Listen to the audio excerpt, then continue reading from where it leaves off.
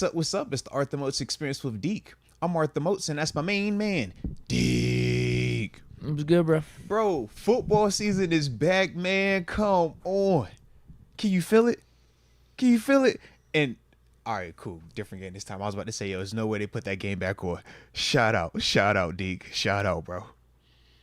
All good. I told you. You thought I was joking yesterday. Why is it another Bills You game, thought though? I was joking. I promise you, bro. You saw it. What was just on the TV? It was Texans and Ravens. I didn't see it when It I was walked in. I just see there's a Bills game on God. right now. See, what the this hell's is going on? crazy. Now it looks like I'm over here putting on Bills games intentionally. I promise that was not the case. Deke, I ain't even touched the remote, Deke, I wasn't even looking at the television, man. And this is this clear start of the broadcast. And why would I put this game on? I mean, it was a dope game. I just don't like the ending of it, but it was a dope game though.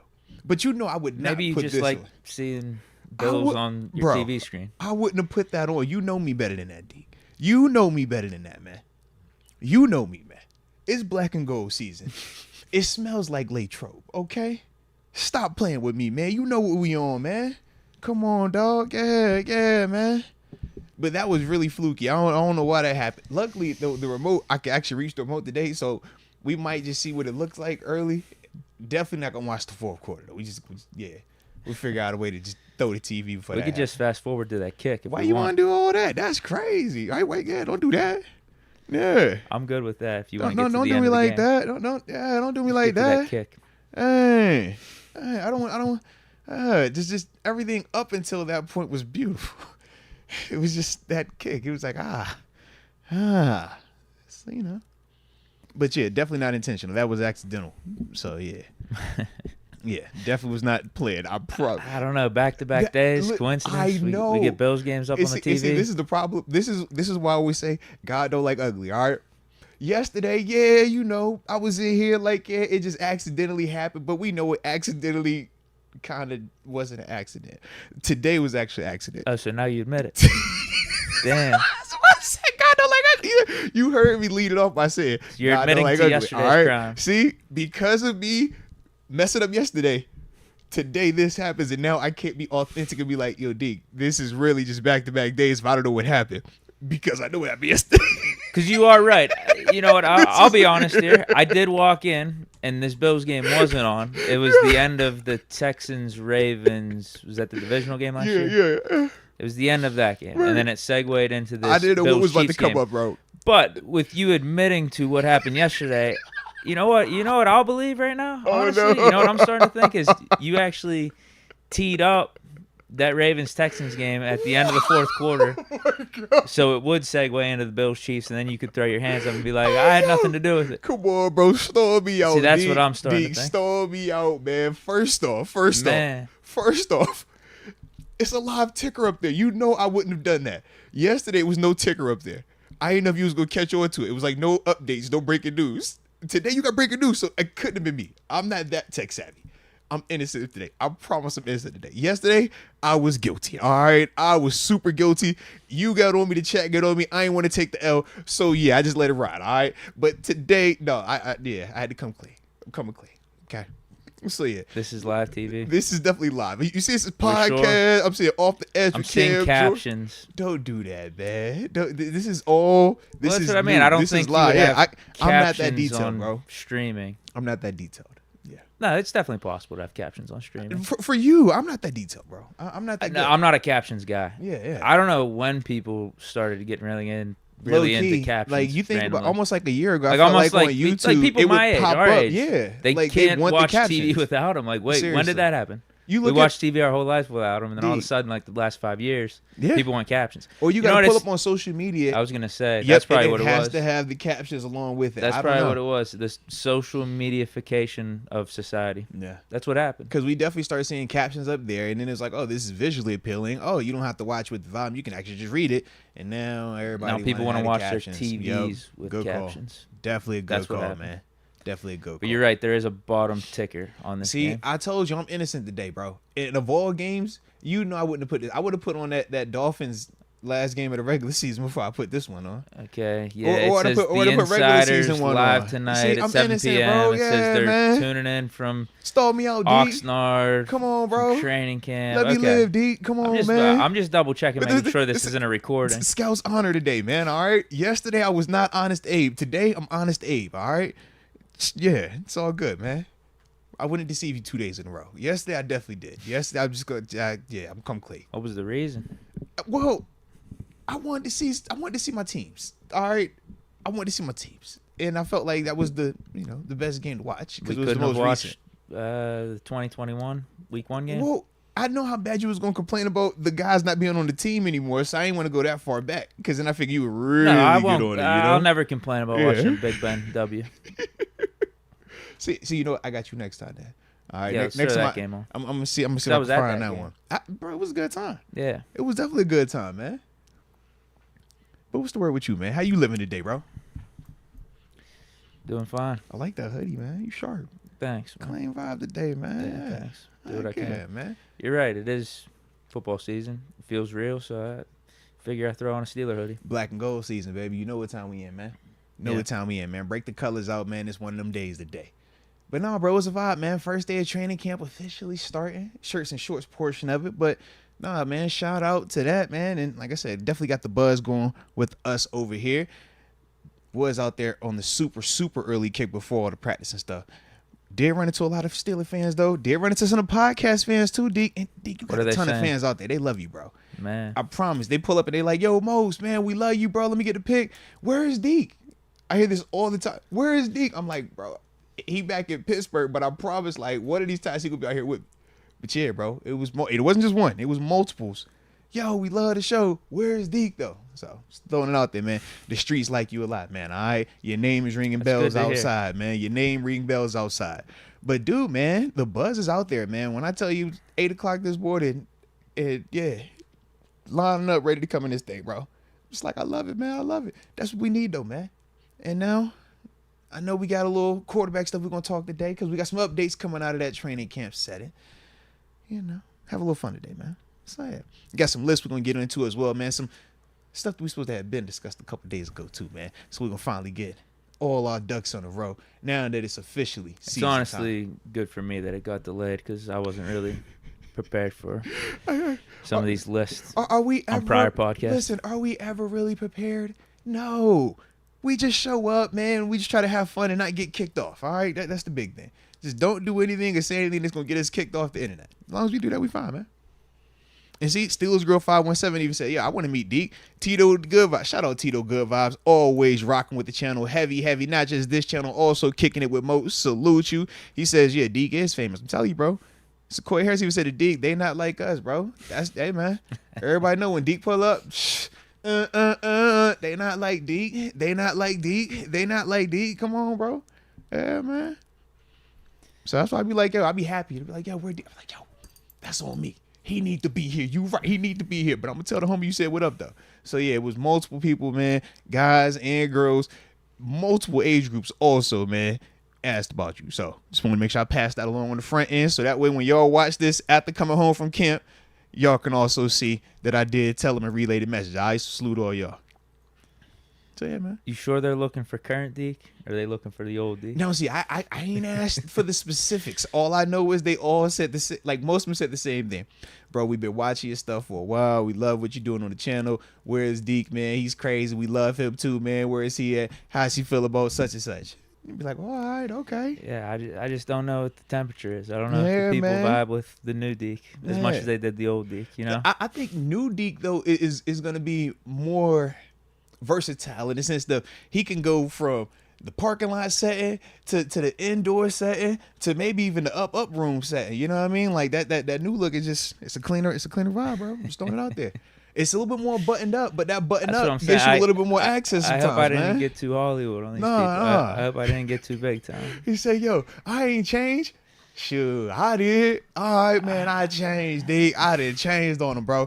I sold out. You just got to sell out sometimes, Deke. Just roll with it, bro. Yeah, Evolution, that's what I'm saying. I hope I didn't get too clean cut here. I hope I didn't get too bougie for the people. You still wear denim. You still pull up in house slippers. So that means you still down for the culture. That's how you got to hold on to it. You just be like, I got certain things that I do to just keep you balanced. It's like when I eat my oodles and noodles. I'm like, you know what? Let me get my ramen real quick, man. Like, nah, we not going out. Get the noodles. Get the top ramen, man. Get the top ramen and the Kool-Aid. All right? Just keep it grounded.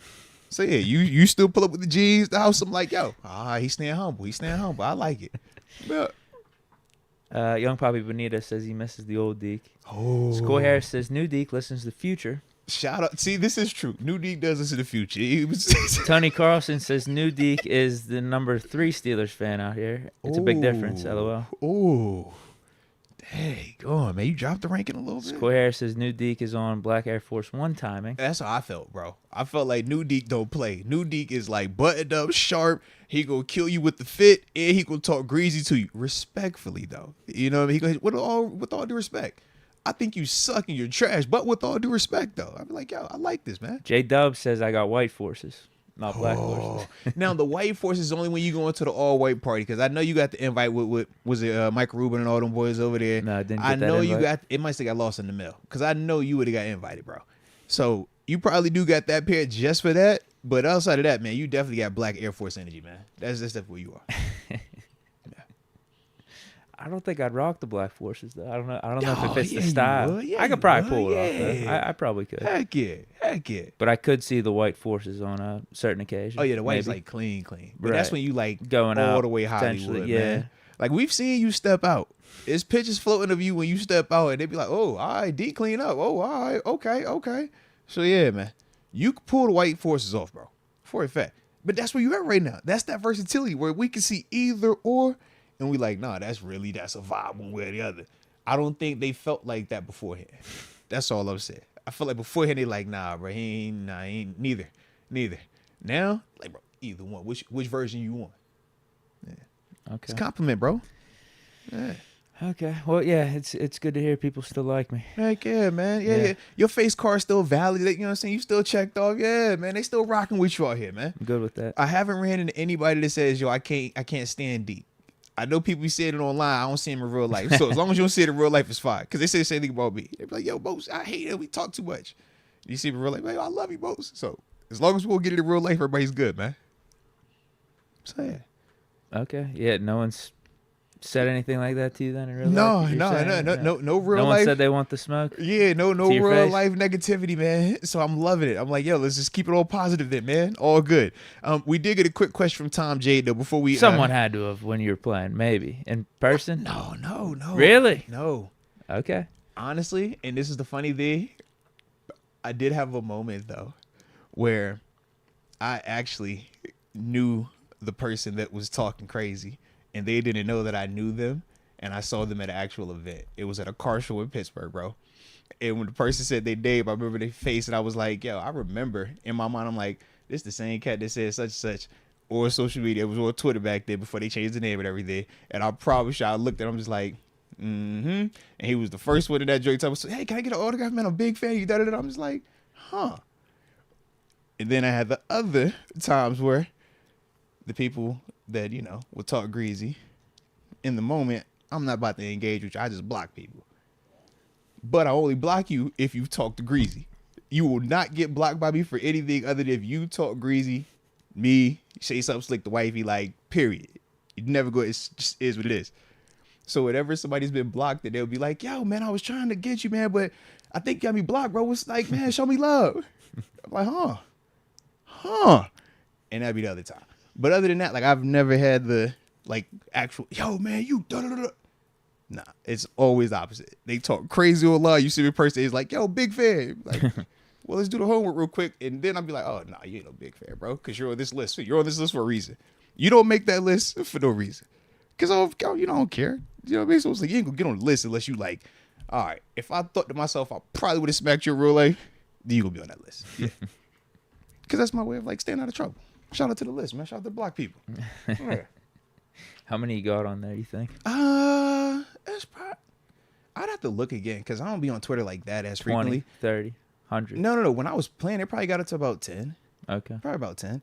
Like, legit, because it's like, man, you got to have thick skin, and that's the other part. So it's like, I don't care if it's certain surface level stuff, but when I feel like, yo, you crossing that disrespect line or you're saying something that I know for a fact, if we were here in person, you wouldn't even think to form your lips to say this, then yeah, I'm gonna go ahead and just block you because that's my way of like diffusing the situation. Because I don't want to get into that contest of, all right, now I'm talking to you crazy, you talking to me crazy.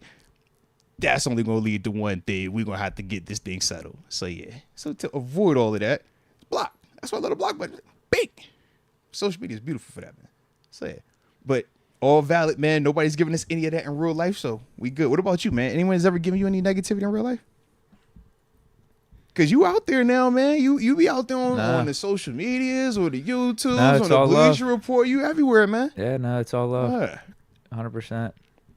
Okay. Cause that's the thing. I'm like, yo, as long as it's love, bro, it's love for sure. I'll send it right back to you, man. It's all good. But yeah, I just ain't got time for the negative, or the tough talk when it's just, the digital space. It's like, nah, man. If you really felt like that, we could talk about this here, not there. But anywho, man, enough of that, man. We want some good vibes, man. We'll keep the good energy going too, man. So with that being the case, do you got a deep thought today before we get it going? No, I had all my attention locked in on my list today. Oh, you're funny. My top 10 list. You're funny, bro. You're funny. That's what it was? I'm serious. It's like that? Yeah. All right. Okay. It's pretty locked in. And you actually brought your list too? Yeah. Because I remember that one time you had like 2 lists and you was like, yo, I forgot it. Then you came back the next, I think it was the next weekend. It was like, that one down. That was ranking divisions by their quarterbacks list. Yeah. Yeah, I had a numbering system and everything. It was pretty good. And yeah, I forgot it both times. I actually hand wrote it down, but this is typed in on my notes. You got it this so time. We're good. Yeah. Locked in. All right. Well, I like it then, baby. I like it. Because, yeah, we do got to talk some RBs, man, top 10 of them things, man, because it's been a minute, Deke. And the season is here. We also got some articles we're going to react to as well, man. Some surprising names that I like to see as well, man. So with that being the case, let's start the show like how we always do. Go ahead and drop it in the comment section where you are tuning in from. And then that way, we'll give you the big boy shout out to start the day's show. And of course, if you're digging the content, man, hit that like button one time for the culture and subscribe if you are new to the channel, baby.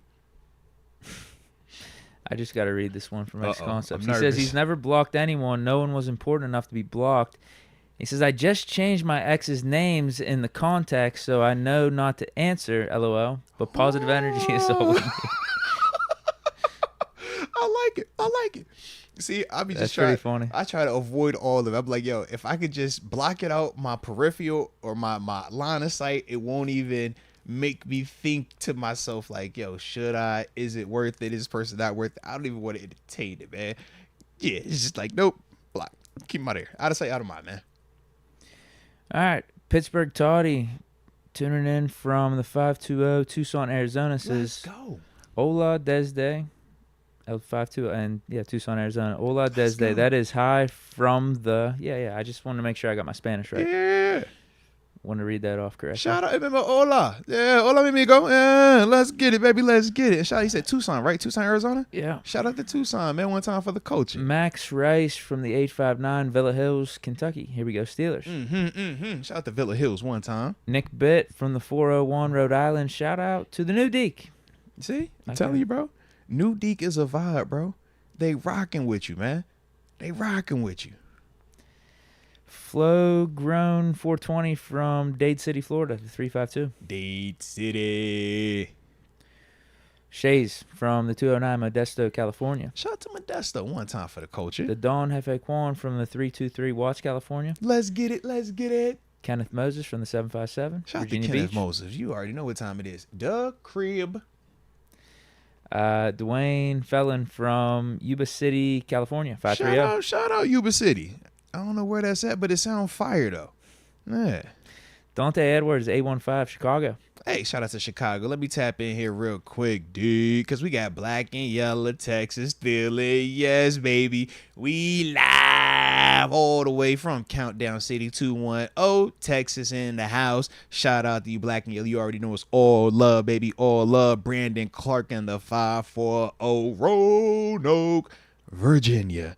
The Don Hefe Quan in the 323 Watts, California. Shout out the Watts. You know what time it is. Maine O in the 413 Massachusetts. Hashtag the birthplace of basketball. Shout out to you for that one as well. Steelers Girl 517 tuning in from Lansing, Michigan. As always, shout out to you. Malvo does it in the East Side. Shout out to the East Side, baby. Shout out. And what up, your boy Dev in the 305 Miami, Florida. Shout out to the MIA, yo. And I'm going to end it with the homie Sequoia Harris because he's in one of my favorite places. The 718 Bronx, New York. Shout out to New York. Shout out to the city. Personally, Brooklyn is in my heart. But I rock with Bronx too. I love it all. Love New York City, man. Oh, it's my favorite place, Deke. If I was like just me and wifey, or if I was single, I think I want to live in New York City, bro. Okay. Yeah. Not where I want to be now. Family vibes now. But back, man. I just felt like I like that vibe, man. Yeah, New York, every time I visited, it's cool up there. Yeah. I wasn't expecting that. Like the first time I probably been up there 4 or 5 times too. Yeah. I wasn't expecting to first time it was just a little bit of adjustment with how busy it is and all the people. But then after you know what to expect, it is pretty cool up there. Yeah. It's tough for me though. Like anytime I go anywhere, it's cool for me for a vacation or a period of time. But then I just always think, I don't know if I could live here. Like there's something about Pittsburgh and just being home.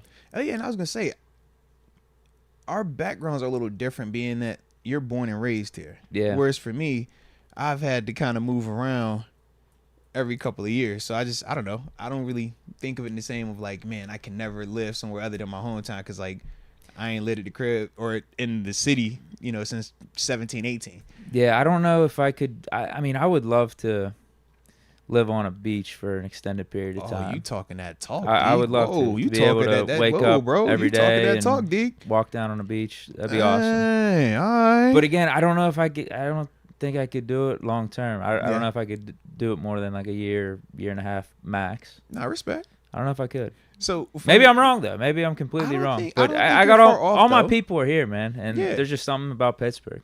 I was gonna say, I don't think you're off, man. I know me and wife, we've talked about the whole beach concept too. It's like, I don't think we want to live there full time because it's like, we do love Pittsburgh, and there's certain things that you're not gonna get on the beach that you get in Pittsburgh. Whether you're talking the people, the way that it looks, man, the culinary.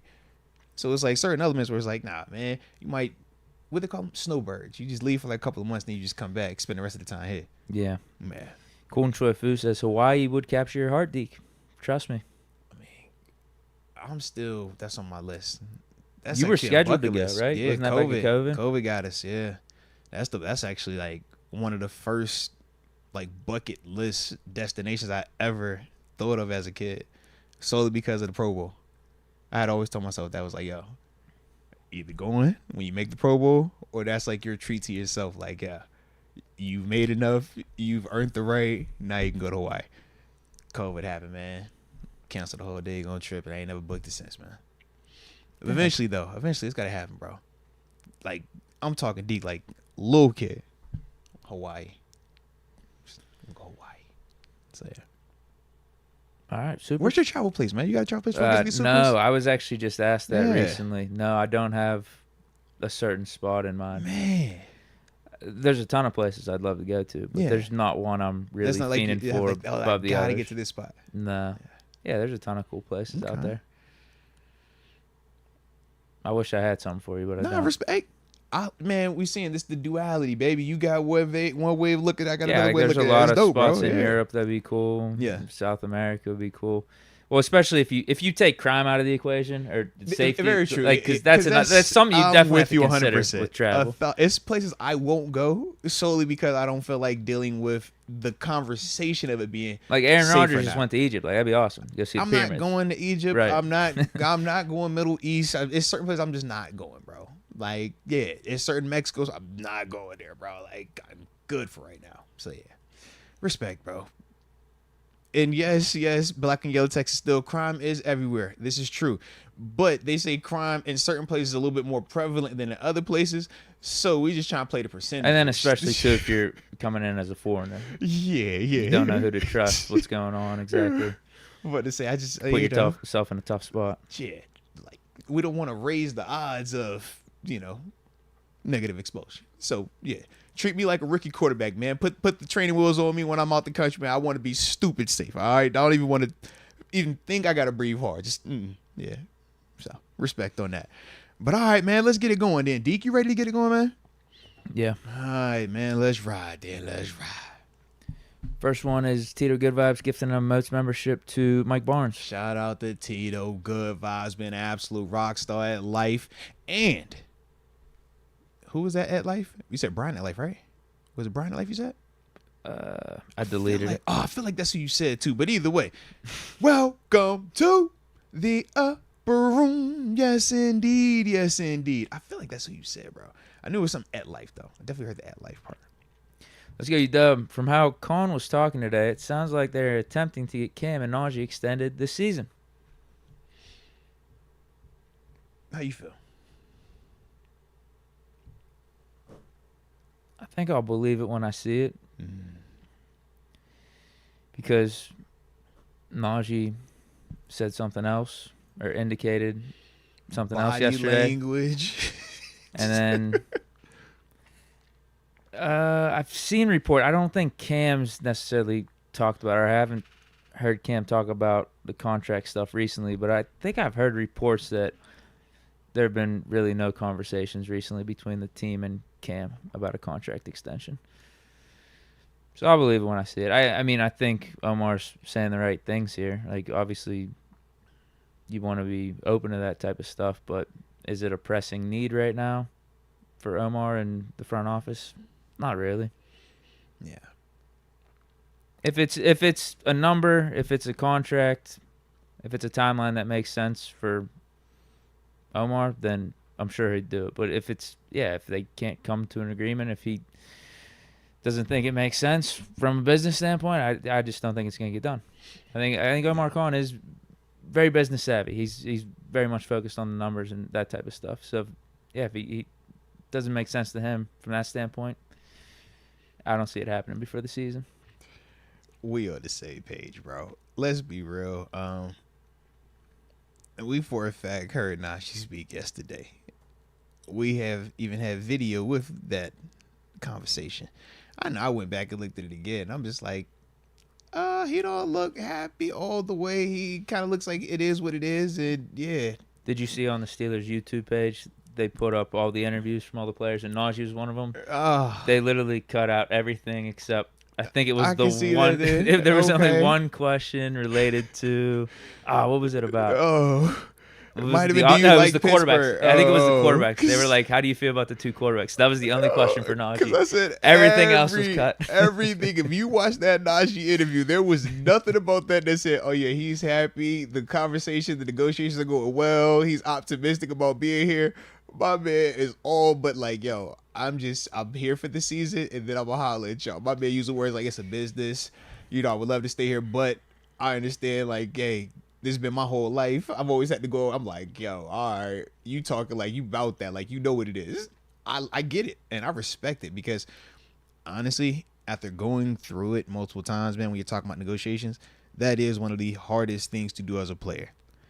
Separate the business from what you have to do as an actual player. And that's why you do see at times, man, when guys have contract disputes, they won't show up trying to get some of the leverage. And we get it. At times it does help. But at the same time, it's like, man, you're not going to gain more money. You're not going to get better in certain situations by not being out there. And I think for Najee, he identified that. Le'Veon Bell. Yeah, prime example.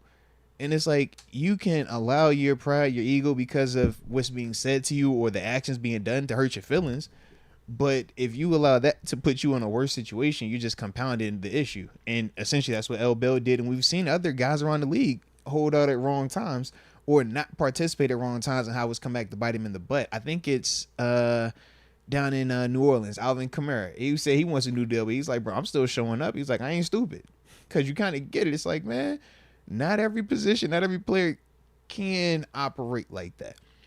And it's good to see, at least for Najee, he's not going to allow that to keep him from actually showing up and putting his best foot forward, because he only is going to get more money if he produces this year. If he is pissed off, doesn't want to play, and then Jalen goes crazy, well, now not only are you going to hurt your money potentially in Pittsburgh, you're going to hurt it league-wide now, because they're going to look at him, "Hey, man, he ain't really doing this past year. He tripping anyways. We go somewhere else."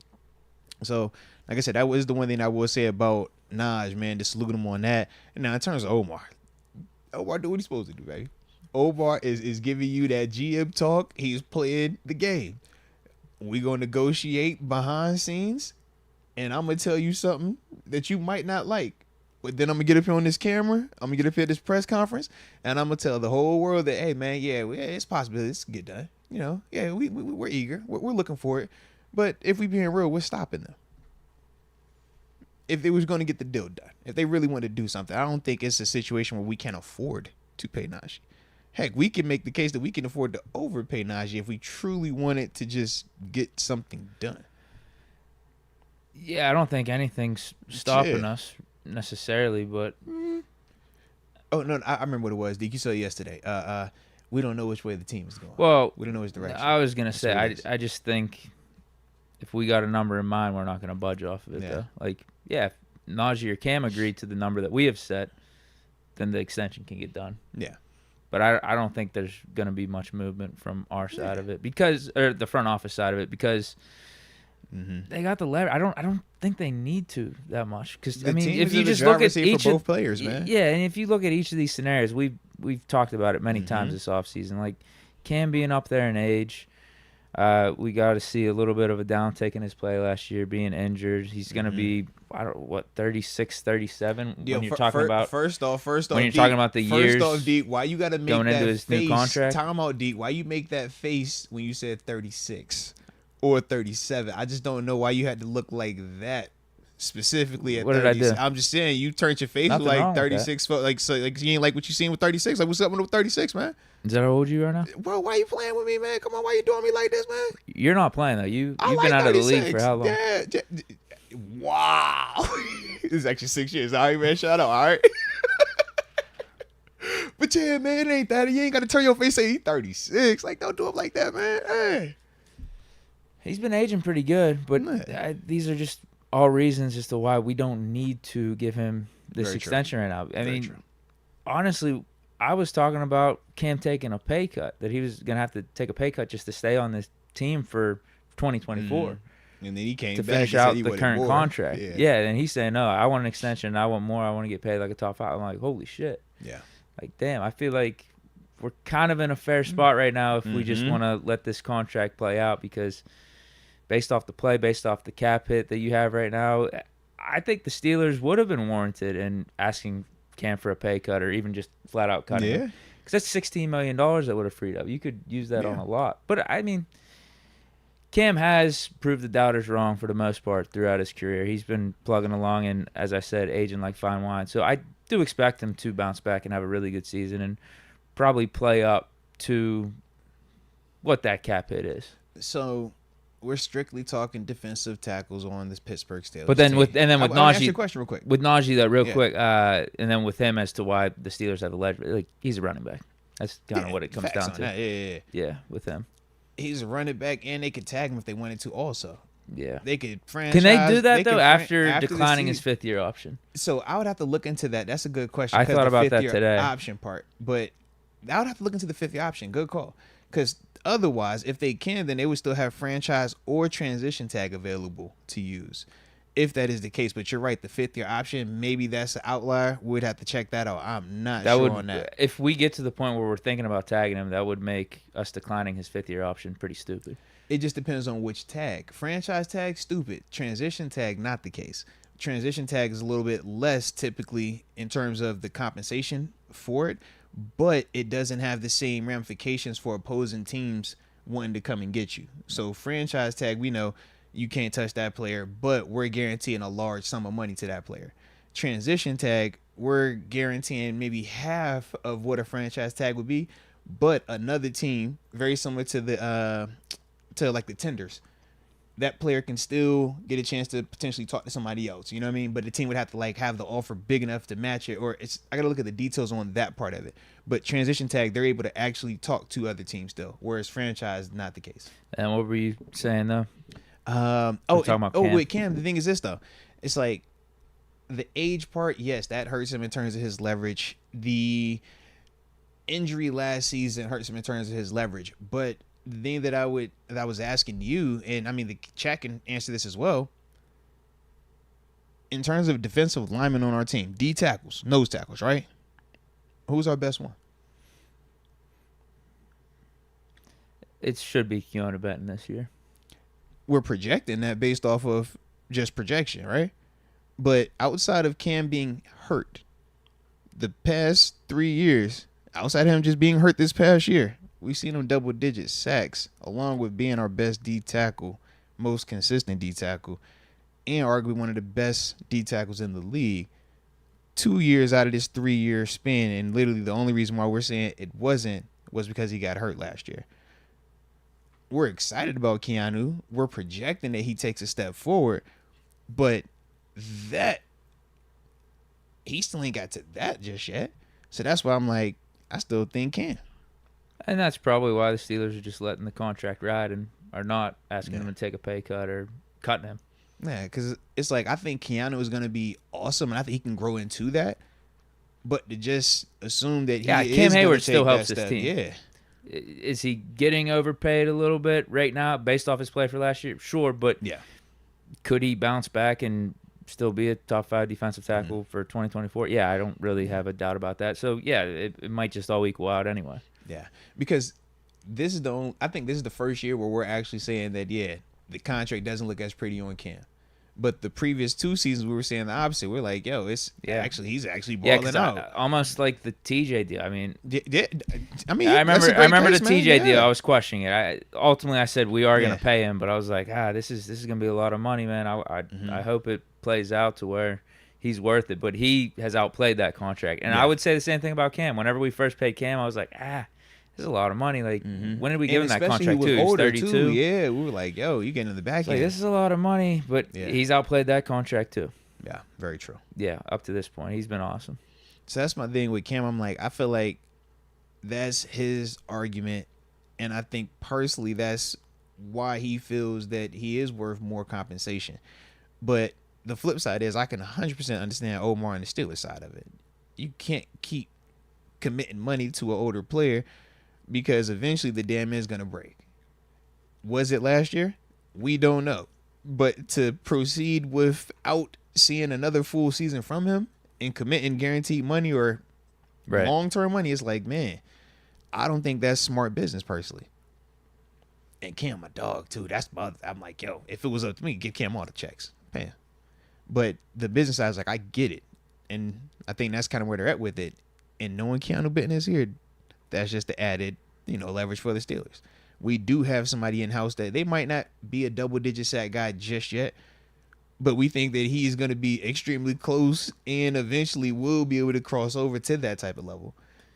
Right, and then you're a Logan Lee, I guess just great development away, or DeMarvin Leal jumping out in his third year from having that Robin to Keanu Benton. Or it's just a draft pick away in next NFL draft, whether in like the first or second round. You would love it to be someone already in-house, like a DeMarvin Leal or a Logan Lee. But, if push came to shove, might be more worth it for the Steelers to pick up a defensive tackle or defensive lineman in the second round versus paying Cam, depending on how the season goes, $20+ million for multiple years. But I say, because if Cam give you another 10 piece or another 7 or 8, you like, you want 20, bro. Yeah. I like it for you, but man, I hate it for the team. Yeah. But it seems like that's his number. It does. The same way we feel like Ayuk's number is 30.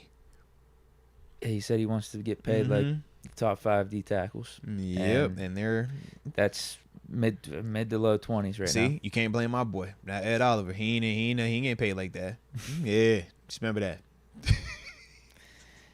Nanzito, I'm looking forward to more than anything the Steelers versus Chiefs on Christmas.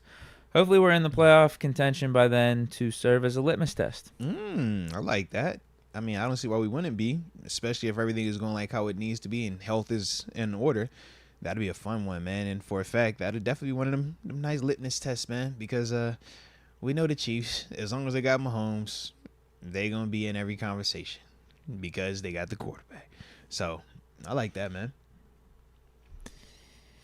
And they got Xavier Worthy flying down the field, Mahomes throwing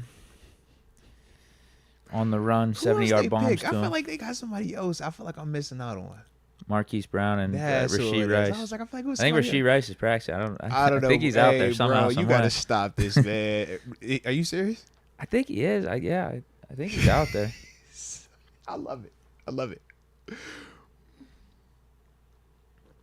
That boy had a crazy offseason. I felt like the Chiefs in just general, just as a whole. And he's a good player. That's the crazy I part. know. Like, just stay quiet, man. You Bro, were the number one receiver Crazy offseason. last year in Mahomes' offense. You won a Super Bowl. Crazy offseason. Just chill. Like, what? Offense and defense. They couldn't stop the headlines. Like, yo, y'all are wild. Y'all done won that back to back and lost y'all mind over there. Deke's baby mama says Deke Whoa. is still the old Deke in bed. Oh, hey now. Easy, big fella. Easy now. Mr. 13. Yeah, man. Yeah, dog, bro. Hey, I've heard that people are dropping new I don't know if babies that's out a compliment or a shot at I'm me. hearing new babies are coming out here, man. You got a new baby on the way? What's up, I bro? don't know. You sure? Yeah, I don't know. Man, come on. We know you got 2 baby mamas. How many trying to end up with, man? What you trying to... We got Glorilla baby mama, and then we got Amber Heard baby mama. So what's the next version? I'm trying to keep up, man. I don't want to add to my collection of children and mothers of my child. All right, but if that's your thing, man, I know people have babies out here, bro. It's baby booming season, bro. Yeah, I don't know what those baby mamas are saying. I might have to go to Myri to get that check because I'm pretty sure I don't have any. I don't have any kids out all here. I know is when we come up here and we start talking, your baby mama start popping up in the chat, and their names are Deke's baby mama or Deke's other baby mama. Like, that's all I'm saying. That's what I mean. I think they might just be trying to get attention for themselves. They're trying to use my name for clout. Well, see, I read on the internet, I think it was an Abraham Lincoln quote. It was like, if it's on the internet, it's true. So that's why I just felt like, because it says Deke's baby. Yeah, I want to say Abraham Lincoln. He's honest. He said that. Yeah, he's honest. I feel like he said it on the internet. I seen it. Yeah. Mm-hmm. He said it on the internet, or did he write it down? No, he said it on the internet. Because the internet wasn't around. No, it's Abe, bro. With Abe Lincoln. He was honest too. Don't play. I seen Abraham Lincoln I fight think it would be vampires more too, interesting bro. if he wrote it down. No. He definitely said it on the internet, bro. He said it. Mm-hmm. Yeah. Abe was everywhere, man. I'm telling you, he was honest. Yeah. Let's go, UW. From how Khan was talking today, it sounds like they're attempting. Well, I already read that. Oh, I said, where were you? Oh, all right. Yeah, you went backwards. You good. See, your baby mama threw you off, bro. I know. Jay Coolis says 5'5". What's your favorite training camp moment? Ooh, shout out the time we left early. It was like, Lord, it's done. Nah, man. Favorite training camp moment for me. I'll stick to Latrobe. I'll actually say all right, well, yeah, I'm going to go 2014 when we got to have joint practices with the Buffalo Bills because I was pissed off and I could not wait to show my old homies that I got these new homies, and my new homies better than my old homies, and my new coaches better than my old coaches, and my new uniform better than my old uniform. And Deke, when I tell you I could not wait to be out there, So you like the Steelers uniforms over the Bills? Deke, when I tell you in 2014 I could not wait to be out there in practice with that black and gold, and I saw that blue and that red, and I'm just like, y'all stank. I could, yeah. So I would say that was my favorite training camp moment. And then you remember when TG came on, he talked a little bit about how physical the camps were in terms of, yeah, some of you can get something done, other ones you're not getting nothing done. That Bills one, we didn't get nothing done because we were just fighting all the time. Everybody just fight. But I remember being excited because it was like, yo, we get to get back. It's like, yo, y'all ain't want me. Even though y'all my mans, he upstairs didn't want me. So I just, I felt some type of way about it. But, that was definitely my favorite one. And then afterwards, I got to see some of my homies. And that was cool, too. So it was like, yo, I like you. You're cool. Suck it. And you're cool over here, too, bro. So, yeah. Black and Yellow Texas Steel. Najee's mentor is beast mode. We should already know he ain't going for it when it comes to the media. Especially coming from the face of the franchise his rookie year. He feel used and abused. LOL. Man. And shout out to Beast Mode, too, man. Former teammate of mine. I actually got a chance to see that story play out, too. Yeah, we got to tell where that thing was going. And, yeah. As I watched Najee out here, Najee talk, I'm like, I get it. But the one thing I will say, and very similar, old Najee he liked the media. Yeah. I don't know if you saw the clip there. I'm gonna walk over here where y'all can't get to me. I ain't talking to y'all right now. I'm like, bro, don't let him get to you, Dodge. Don't let him get to you, bro. But I get it, man. It's a tough position to be in. I mean, this is something that you've done your whole life, and now you're getting to the point where you're still great at what you do. You're still statistically an anomaly, right? In terms of back-to-back 1,000-yard seasons. First dude doing that historically, at least for our organization. But yet everything that is surrounded when it's talking about you is negative. Talk about how you play a bad position, you're not explosive, you're all these other things, and it's like, yeah, man, eventually it wears on you. And he talks to that media, man. You see the media every single day, especially the beat reporters. So for him, yeah, I can understand that, man. I can understand that frustration. Well, he had to deal with a ton of questions about why the offense wasn't working last year, too. He was the Matt Canada spokesperson. Remember, he had to answer those questions all the time. Then on the bye week, he was the one, I think it was with him and Mason Cole. He was like, yeah, man, we even went up and, offered him some suggestions, stuff like that.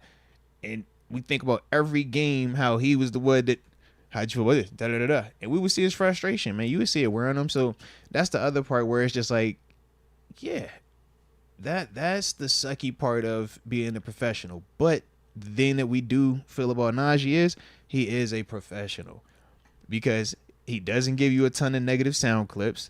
He's not doing anything where he's just outwardly showing his frustration, whether he's frustrated or not. And we know he's probably frustrated, but he's not outwardly showing it. He doesn't have bad body language when he's on the field. We haven't even seen the George Pickens moment from him. We think when we seen GP and it was like, bro, come on, man. It's like, we get it, but you can't do that. We ain't even seen that from Naj. So that's the part where it's like, for him, he's doing everything that he's supposed to do. Yeah, he's handling it really good. Yeah, he's handling it excellent. And that's the one thing that I would say, you could see from Beast Mode if in terms of the mentorship.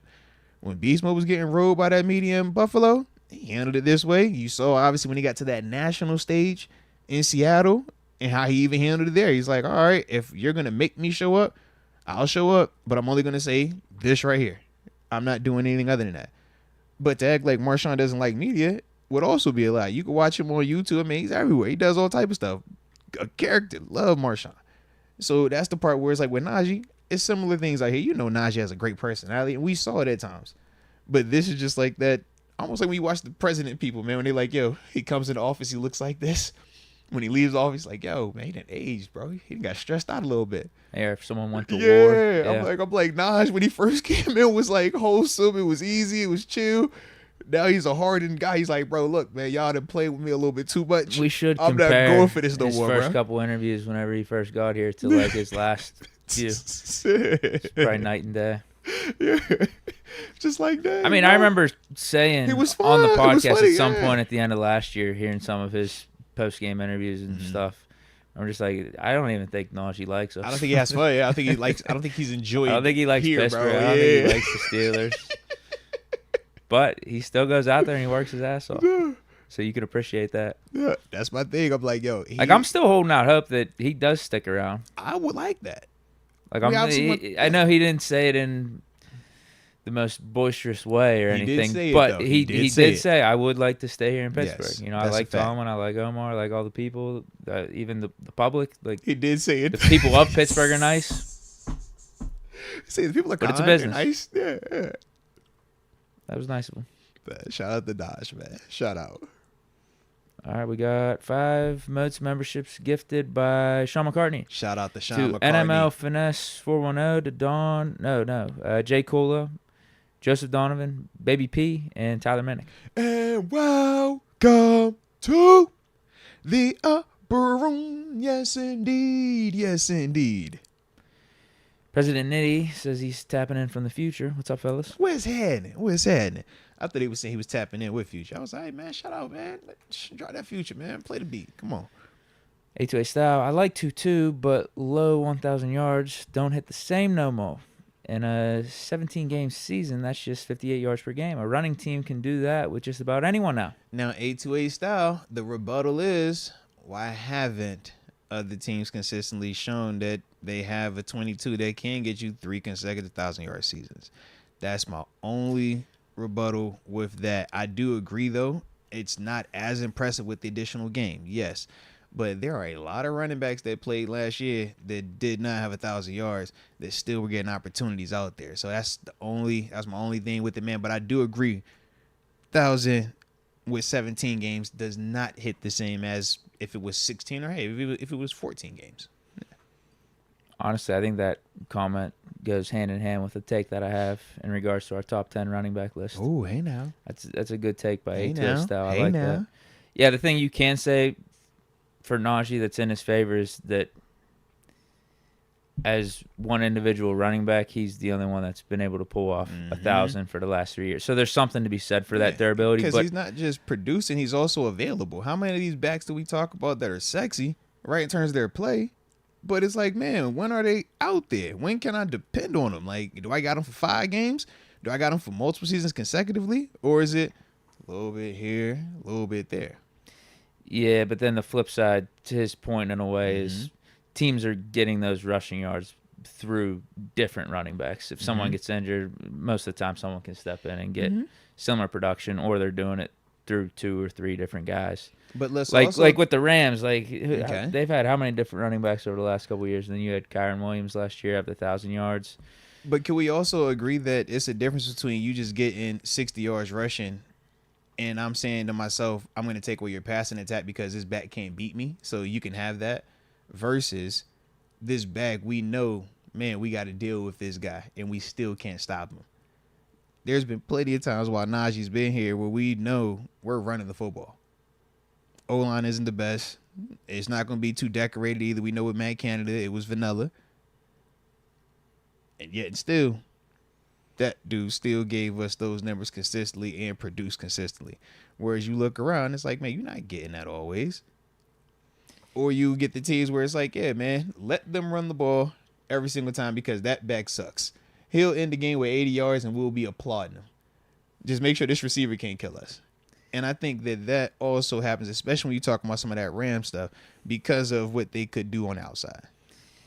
Sure. I think the thing that does hurt Najee a little bit, though, here is there were times when the offense was stagnant where we weren't 100% sure if Najee was to blame or not. And that's because real. he didn't look right out there. That's real. Whether he was actually injured or not. That's real. Yeah, man. that was the thing. Like some of the times with him running, it's like, bro, why that are was you just even last year. trying to juke out people? Just run straight up the middle. You'll get an extra 5 or 6 yards. Very true. Like you're hurting the offense a little bit. Like you're not getting the best of help, but you're also hurting us too. But then, just like a clock striking twice every day. Yeah. Once the second half of the season comes, it's Najee time. Najee's time, he's man. gonna go off for like 600-700 yards over the last like 6-7 weeks of the season. So yeah, that's the thing. I think that's the thing that hurts Najee a little bit is just because he's had inconsistencies throughout these last 3 years, but the 1,000 yards does hold up. I love the ball that's security also. Yeah. This is why we have conversations about Najee because it's not all the way there. Yeah. We do see some good things. And you're just like, how much is that worth to the offense? Yeah. And I think that's a testament to Najee. I mean, when you talk about running backs, we typically say He's you don't steady. draft them in the first round, you don't pay those dudes. But Najee is in that convo where we're just like, you can't just go away just yet because you do have some valid qualities. But and especially, too, with us getting a new offensive Yeah. coordinator and having Ross and all this. Like, I am really intrigued to see what Najee looks like this year. The only thing he's missing is the breakaway speed and us using him more as a receiver. Those are the two things that separate him from the top-tier elite guys that we put on this pedestal. The dudes that get paid at that position. And we did use him a lot as a receiver in his rookie year, but that was with Ben. And these last 2 years, we went away from But we being more used pass 30 heavy. more. We used Jalen more in terms of that true. pass element because of just how much more he can kind of give us there. Yeah, that's obvious and clear. You dump it Yeah. off to Jalen Warren, he's going to make 2 guys miss and get like 10 yards. Easily. It might go to the crib. Yeah. AJ Martinez shouting out the best podcast, The Amazing Goat Chat. Happy B-Day to my salute pops, you, man. Ernie, 78 years old yesterday. Blessings to all. Let's go. Shout out to Ernie. One time for the culture. Happy birthday. 78 of them big boy years. Love to see it. Salute you on that. And always good to have you in the building, AJ. You know that from the heart. From the heart.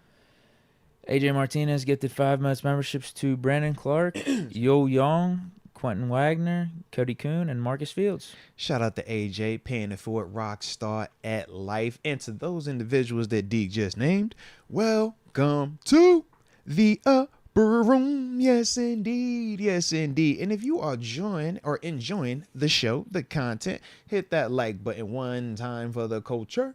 And subscribe if you are new to the family, man. We just getting started. Shout out to the season being here officially now. Jacob Ramirez says, starting a new job Monday. More Let's pay, go. better hours, closer to home. How's the NCAA treating y'all? Shout Any weekend out. plans? Shout out to the chat. No, man, congrats to you, Jacob, man. That's big time right there, man. Starting Is a he new the one job. that quit his job? Like a month ago? Good call. Remember he I'm was not asking sure. for advice? Yeah, good call. Because he is starting If a you new are, job. congratulations. If not, I would like an update. Facts. Whoever on that both was. of those. Facts on both of those, bro. Cause yeah, that would Good be to dope, see bro. the people in the chat moving up in life. I like that, man. Like I said, man, we try to keep it all positive, man. Good energy, man. So we're like, yo, if you rock with the show, if you around the show, we want all that good. I think everybody like, gets the some. We chat all likes to leveling see up, when bro. we succeed. We like Yeah. to see when people in the chat succeed. Facts, That's, man. That's what it's all about. We gotta level up, man. Community, yeah. Absolutely. He's got a couple questions though. He says, "How's NCAA treating y'all?" So, I mean, we kind of did a little bit of an update yesterday. For me, man, I finally had a chance to get some mini games in to actually learn the controls because my man Trevor caught me when I had just turned the game on and I didn't know how to kick field goals. So it was a blast, but I lost by 2 points because I ended up having to go for 2 or back-to-back possessions. Yeah, couldn't kick the field goals, bro. It was a rough day. But I love it, man. I can't wait to get back on the sticks, actually. And weekend plans. I don't know just yet. Yeah, I don't know just yet. I think at some point I would like to, do something with my little man. I don't know if I'm going to get to, but I would like to at some point. But yeah, I don't think I have anything crazy. What about you, man? Well, for NCAA, I still haven't played since the first day. Deke got it early. He was like, all right, I'm good now. I'm not. I'd like to hop back on. I got things going on. And then with this weekend, I'm golfing. I'm golfing hey now. one of these days for sure. Hanging with some friends. That's kind of been my typical weekend this summer. I mean, that's a vibe weekend. That's definitely a fine my summer. vibe. It's a fine summer weekend. Jacob Ramirez clarified. He said he wasn't the guy that quit. It was someone else. Respect. He said he got laid off a week after his birthday in April. He's taking his time to find the right position. I like it, man. Wait, that's how you bounce back then. How about that? They say patience is a virtue. Heck yeah, bro. You don't want to just jump into something just because. Yeah. That's real. That's real You life. picked the right spot for him. Happy to see it happen. Man, you winning. You winning, baby. Colton Choi Fu. Moats, you have any juicy camp stories you've never told before? No, not that I'm about to say that can get me in trouble. No, I ain't got nothing. No. How many times did AB sneak out? See, you trying to get me got. That's exactly He what said, I heard from another fan at last camp I don't that know Ben was a nothing. jerk. I don't know nothing. I'm innocent, and more innocent. All right. Shout out to AB though. Shout out to AB. But no, and shout out to 7. Whoever that fan was lying. Yeah, they would definitely. Yeah. I don't know what they. I have never had 7 be a jerk to me. All right. So I can't talk about his interactions with other people, but it has always been love and positivity and good times, except when I've had to play against 7. Then it hasn't been all love, positivity, and good vibes. But other than that, it's been all love, positivity, and good vibes with 7, man. So yeah, I can't attest to that. I'm out that way. I don't know nothing about AB sneaking out. I'm innocent. All right, I don't know nothing. I was where I was supposed to be. Yep. So all that matters, man. Well, I mean, TG already hinted at AB doing stuff on his own time out in training camp yesterday on the podcast. Hey, look, man. Your schedule and his schedule, man. All right, you might think that was not where he was supposed to be. Your schedule is not his schedule, okay? He has a different schedule because he's earned the right to have that different schedule. Just let that ride, man. Yeah, if you show up during the season and Yeah. get 1,600 yards and like 10 touchdowns, it's fine. Yeah, bro. And We that's- like, man. That was probably his average for a good 5 years. AB, if you want me to come pick you up and you doing them type of damage, bro, we would have came and scooped you. We know what time it is, bro. We had not right there. This is the other part, Deke. I felt like at times fans be more, upset about that type of stuff than the players, bro. Man, hey, look, bro, that man a killer. We ain't tripping, man. Hey, I don't care. If you a killer like that, bro, you know what that man was on, bro. Now, on the flip side, people can say, oh, that's why he's like that he is now. It's like, all right, it sounds good. And some people, they get lost along the way. But at the same time, man, certain artists, man, certain players, you gotta allow them their space to be. Yeah, if anything, like, you know what I I think mean? it's a positive in Tomlin's direction and how he handled AB. Because like certain obviously people, no one else could. Certain people, man, they need to kind of feel just, this is how I operate, bro. And you gotta understand when and how to manage that, man. And that was the one thing I would say with Coach T. It was like, bro, he was dealing with a lot of personalities, a lot of different ways that people kind of had their things. And it's like, man, seamless in the sense of how he can still get the most out of everybody. And like you said, yourself with AB, best years, best in terms of on and off the field was here. Just being employed in the NFL. Think about that. Was here. Was that 9-10 years? Consecutively. Yeah. Here. When he left his control, we like, oh, bro, he done lost his mind. Suspended for a full season immediately. Yeah, bro. Played half a year in Tampa. He got the Super Bowl that year, but then re-signed in Tampa, but didn't even make it the full season there either. Got injured. Probably played like half the games there. Yeah. So yeah, that's his and career outside of Pittsburgh. Oh, and don't forget about the Raiders too. No. How did it end? You left off. He got injured in Tampa. How did it end in Tampa? Man, just I'm gonna hit it on y'all. It's like, bro, what? How did we get there? Yeah, it's way different, bro. Way different. But yeah, shout out to Coach T, man. That's what we say. Leader of men. Just a leader of men. AJ Martinez says, shout out to X Concepts, The Dawn, DC53, Stan, and Toddy86. Let's go. I think he still got more shout outs coming too. And the freaking one and only Barbarian, and the fantastic Frank G. Mm-hmm. He's got more. Shout out. Is that it? That's it. I think for right there, that was it. We did have a couple that were in a little early. Let me get them real quick. Sean McCartney. All right, so Sean McCartney said this a little bit earlier. Says, do the Steelers have the money / cap to give what Cam and Najee are asking? If so, do you think them looking for another wide receiver has anything to do with that? We definitely have the cap space. We're going to have, is it $125 million in free cap space next offseason? Mm-hmm. Yeah, we got money. We can do whatever we want. Yeah. He brings up a good point, though. Like, if we are serious about trading for an Ayuk or like a DK Metcalf, then you kind of want to keep that flexibility. Yeah, because if you extend both of them, you lose the flexibility to an extent. I'm sure Omar could still make it work, but you're probably going to have to pay a quarterback coming up. Because you could restructure. Oh, shoot, never mind. I was going to say we could do some restructure, but you're right. We still have to pay whether it's Russ or Fields. We still have restructures, though. Yeah. The only guy we did this offseason was Highsmith. Right. So I think there's like 3 or 4 other names you we probably, could do. Yeah. Queen, definitely, you can hit with a restructure. O-line. Where that's no, those dudes be coming off of their deals. Daniels and Sayumalu. And Herbig. Ogunjobi's will be on his last year, but I guess you could do a restructure and extension with them. Dante Jackson, this would be his last year of his deal right now. Like I said, we're going to have a ton of cap space. Yeah. I'm like, Minka and TJ are the only ones on defense that are like outside of Queen that have like second contracts where you'd have a little flexibility to do any type of restructuring and stuff. So yeah, we got room. It's because we ain't paid a quarterback yet. As long as you don't pay the quarterback, you're fine, man. And we have a bunch of these young guys we haven't paid yet either, like Pickens and Move. Facts. We ain't paid a running back. Yeah. JPJ, we haven't had to pay yet. Like who was the second contract on offense? The James Daniels Sayumalu right here. Yeah. Pretty much everybody else is and we really didn't have to break the bank for them either. $8 million for Sayumalu. I think $10 million for Daniels. That's not bad. Good deals.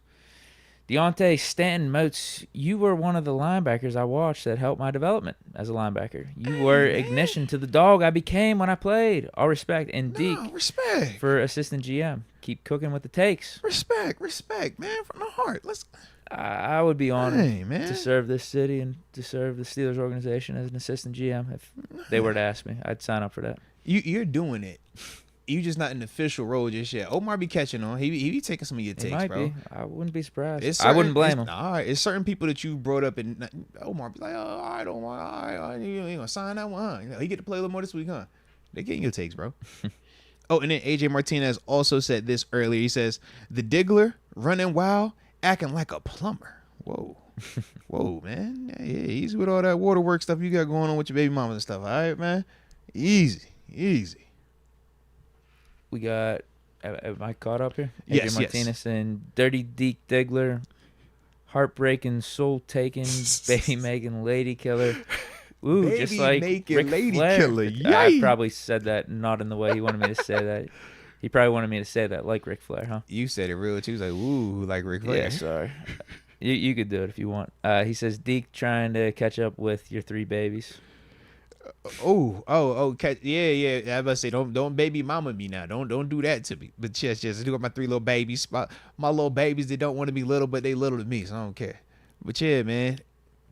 Deke, it's baby dropping season, man. When you dropping a new baby, man, go ahead, bro. I got nothing. The streets is outside. Everybody's looking, man. They like, yo, when Deke gonna drop, man? No. All right. Not happening. Flowground 420 also give us a couple bucks. Hey, shout out to Flow Grown, man. Major love. We appreciate you. And that was your first super chat contribution to the channel, man. So from the heart, we definitely appreciate you. AJ Martinez says we need freaking AB7 and Debo on a podcast. No facts. That combination is insane. And all 3 of them are vibe in their own right too. That'd be great. And we've already had 784 back to like they back, right? I don't know. I don't think we've really heard from Ben. Cause I was about to say I know AB spoke positive. Shout out to 7. Oh yeah, I don't know. I would love a Killer Bees documentary at 30 for 30 or something. Well, Netflix is in the sports doc game. Maybe they could do it. It'll happen soon enough. You know that. Just give it time. At some point. First, they got to wait to make sure AB is, which version is he in this participation, man? Yeah, that'd be a vibe, bro. You know like that. A 5-episode series, a 6-episode series. People will watch. You got Shazier, like that injury and stuff. That's what I'm saying. For fat people will watch, bro. You can. There's multiple stories, man. Whether you're talking about the ending of 7 with the Heath, Troy Polamalu, Ike T, Brett Kiesel, and then it shifts to the new cast of characters and stuff like that, man. So, no, that's a lot. I definitely like that. Shay says, Deke the donor, channeling his inner Nick Cannon. Now, they say that boy Nick got 9 of them things outside, man. He say he 9 for 9 or 8 for 9. 8 baby mamas, 9 of them babies. Only one got a retread, man. Shout out I thought to her. It was even more than that. It could be more. I just was like 15. I just know he's shooting like 1 for 1. He don't got a lot of like double ups. You know what I mean? It's not a lot of she got 2, she got 3. It's like 1. That's a rough one. That's a tough way to go, Deke. I don't recommend that version. All right, you can procreate. Just be careful when you got multiple procreations with multiple creators. All right, just playing with fire, man. And it can get really expensive also. You gotta be careful out here, man. So yeah, don't be out here having 6, 7 baby mamas making all these new babies, man. Unless you want to. No, that's take care of them. Just make sure you take care of them, man. No, that's not the plan. For sure. I think it was Cromartie. He's another one. Yeah, shout out to Antonio Cromartie. He was another one. All them. Yeah, he got a lot of them. Phillip Rivers. See, Phillip did it right. Though. AB's up there, right? Don't see why you want to bring him up. Don't do that, man. We talk about everybody but him. All right. I just don't want to talk about that one. We talk about other ones. Yeah. So Phillip Rivers, he got a lot of them. Like I said, shout out to his wife though, because it's all with her. But yeah, looks like your boy's ready to go. He's not though. They said he's like Kirk Cousins. They said medically cleared. So I mean that has to do with us a little bit because we played the Falcons week 1. Medically cleared. They said not likely to do any preseason stuff. I just want to see it. Let me see you actually be healthy. Medically cleared and you healthy to go are 2 different things. But we're going to find out, though, man. If you're Atlanta, though, that's the weird part. It's like, yo, he has to be healthy. You have to play him. You're paying him way too much money. All right, that's it for the Supers.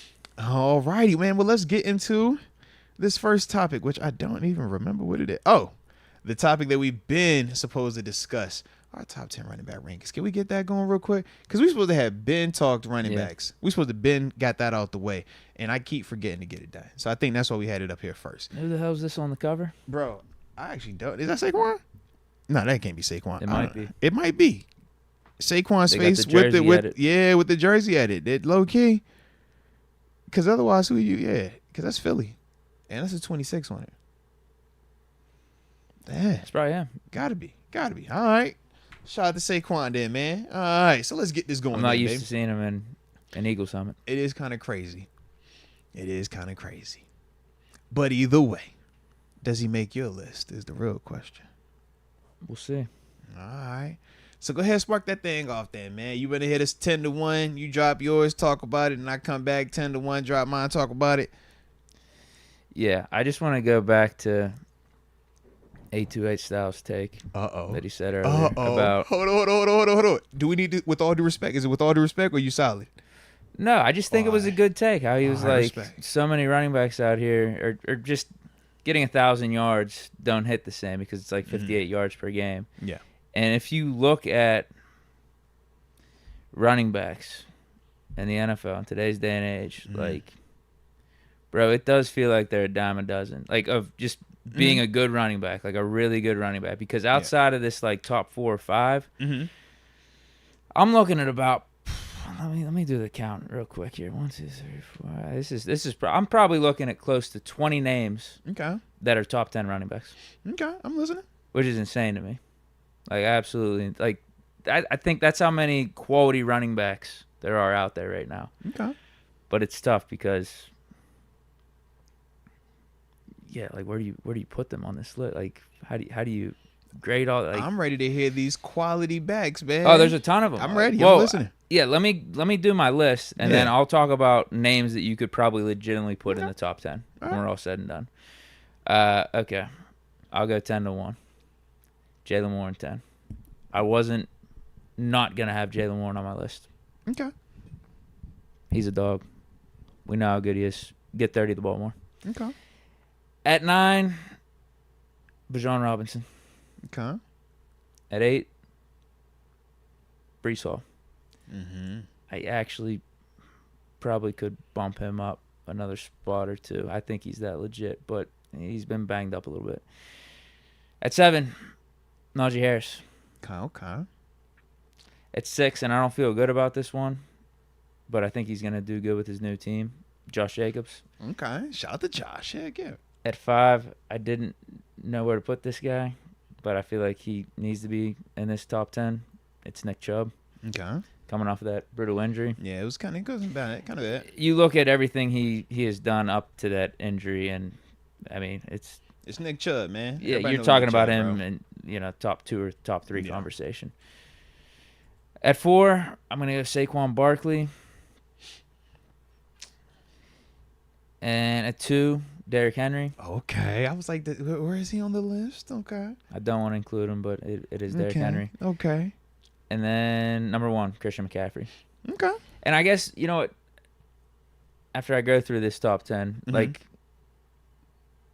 why A2A style point I think is really good, and why I said what I said even before I listed off all these names is that you have a Saquon Barkley, who I'm considering number 3 on my list.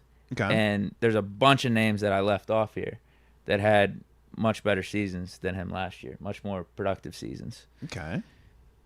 So it's just like the RB, it's just it's a weird position. It's very, very like interchangeable, and That is facts, a bro. lot of it's based off opportunity, what your offense looks like around you. So here's the other names. And actually, there's a name I left off my top 10, but I don't really feel bad that I left him off the top 10 just because he was complaining about a contract and he hasn't been as available these last 2 years. But James Conner, you could throw in there. Shout out to James Conner, dude. man. I mean, his last couple of years with Arizona, I'm and even with you, last bro. year he had over I'm with 1,000 you, man. yards. You could put him in the top 10. Mm-hmm. James Cook, Jahmyr Gibbs, DeAndre Swift, David Montgomery, Raheem Mostert, Travis Etienne, Joe Mixon, Isaiah Pacheco, Tony Pollard, Jonathan Taylor. That's the guy I was talking about. He probably should be in the top 10, but nah, I'm good. I'd rather have Jaylen Warren. Gus Edwards, no, I wouldn't put him in the top 10. He's just the name I wrote down. Okay. Kenneth Walker, A-Chain, Alvin Kamara, if you got a little bit more of a leaning towards nostalgia there. Okay. I think he still got it. Austin Eckler, like, I feel like you can make a case for a bunch of those dudes if you really wanted to. Okay. There's just a lot of good running backs, man. I'm with you. But that's my list. I like it. Good, quality, great, top 10. I feel like running back no different than quarterback right now, man.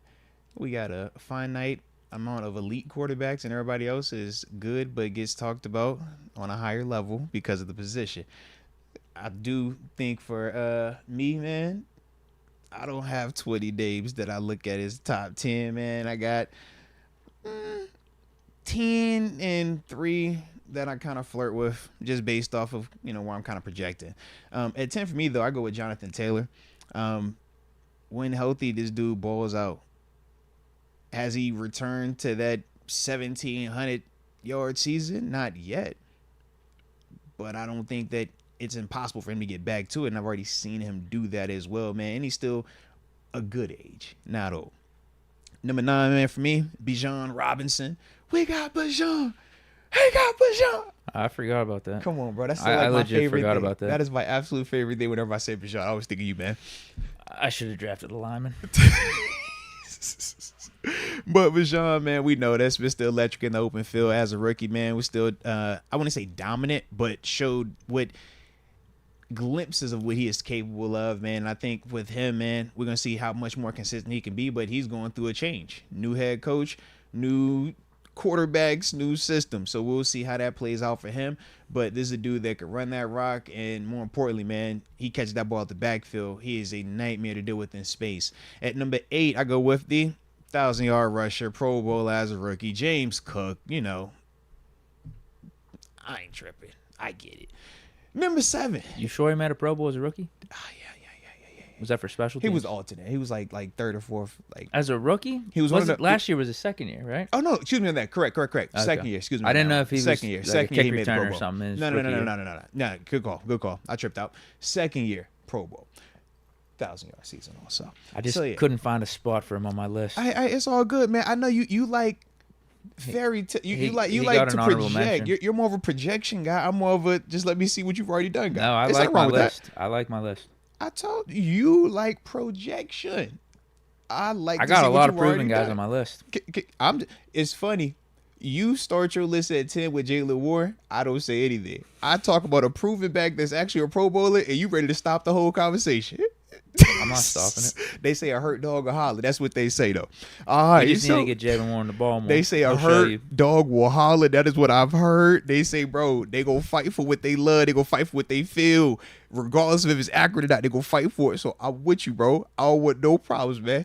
James Cook, number 8 on my list, all right? Then at number 7 on my list, I got Josh Jacobs. Josh Jacobs. This is a dude that has led the league in rushing. When he's healthy, man, he's a consistent 1,000-yard back. And, yeah, he's going to a potentially better situation. We will see for him, though. But it should be way better for him. That's what I'm saying. I think it should Jordan be. Love. It should be a lot better for him, man. Raiders. I just wasn't sure in terms of the workload. Does it change, though? Yeah, I don't know. Do they still have Dylan there? I feel like they do. And they still it was Dylan and the other boy was still there, I thought. They're paying him. They'll make sure he's the lead guy. No, lead guy, yes. But think about Josh when he's been with Vegas. It wasn't a ton of him splitting. I think there was 1 year when they brought in Drake, King and Drake. But outside of that, it's pretty much been him. So I just think in Green Bay, I don't know, does that usage mean his numbers are going to be a little bit less? Yeah. At number 6, man, I got Najee. We could talk about it being boring. We could talk about it not being explosive. We could talk about all these negatives. But at the end of the day, the consistency, the availability, the durability, the ball security, all of these things along with the outside variables that he can't control. O-line, quarterback play, coordinators, everything in between that thing, man. His production still is there. So that's why I have him at 6. At number 5, y'all might want to fight me, but it's all love. I got Travis Etienne, okay? Y'all know how I feel about him. And he's coming off of a fire season again. Dude.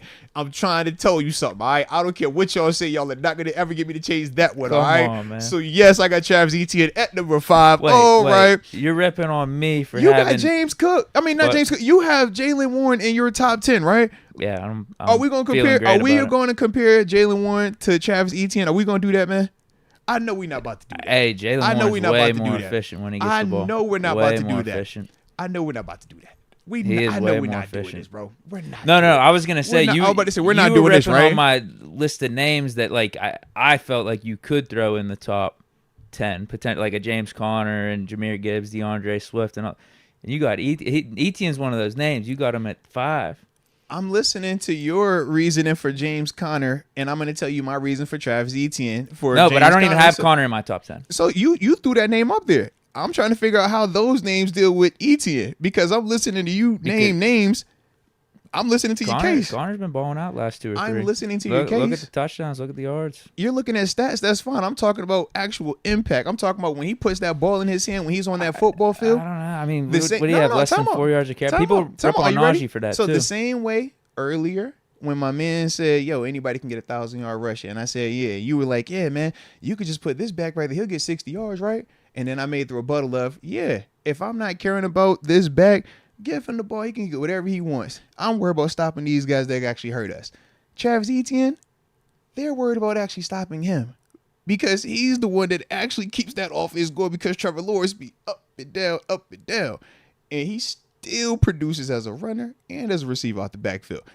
Not just eyeball test, not just impact, but the numbers reflected as well. So we could talk all these other dudes, but that's the one where I'm just like, if you can prove all of that with them dudes, sure. I just don't see that with the other dudes you about to bring up.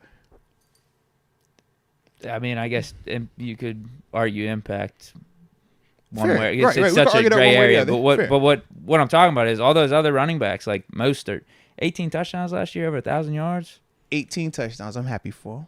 Joe Mixon had over 1,000. Jameer Gibbs did really good. So why they ain't on your list then? No, they're not on my list. I'm just saying. I'm trying to figure out why they ain't on your list. No, they're not. If you think they're I'm going back to A2A Styles' point that like there's so many good running backs here. But I'm asking you though. After the top 5, so good, why don't you put them on your list? No, my point is this: like after the top 5, it's like a lot of these dudes are interchangeable from like the 6 to 10 spot. But that's how you view them.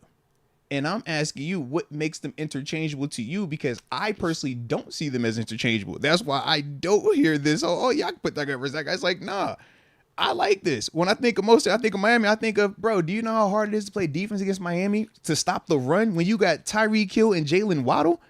You're not worried about this daggone running game. You're saying, bro, I would much rather you beat me running the football than me let Tyreek Hill and Jalen Waddle, who were the number 1 receiver in receiving yards and the number 5 receiver in receiving yards, torch me all day. Yeah, he's still doing something. So what are we right saying, there. man? He's still doing something. You had Devin A-Chain down there as well, right? Or Devon A-Chain down there as well. You noticed the theme, right? Because if I have to pick my poison, which one can kill me? If you're stopping the Miami Dolphins on offense, are you worried about Raheem Mostert or are you worried about Tyreek Hill and Jalen Waddle? You tell me that way. If you pick it, which one you gonna start your plan with? Are you playing cover 3, put that safety in the box so I can stop this run, and we isolate on the outside? Or am I staying too high and making sure that them dudes can't kill me, but I'm gonna be light against that run though? Yeah, it depends on where you're at on the field, but okay. But as a whole, that's how you stop the Dolphins. You're not playing the Dolphins and letting them, oh man, we gotta stop and stop the run. Nah, because you know what them dudes can do with the football on the outside. That's my only thing in terms of why I don't have them Miami running backs on my list. Because I've seen them. I see them twice a year we watch them. I'm like, bro, I know what this is. They still dope players. But I just think that they benefit largely from that.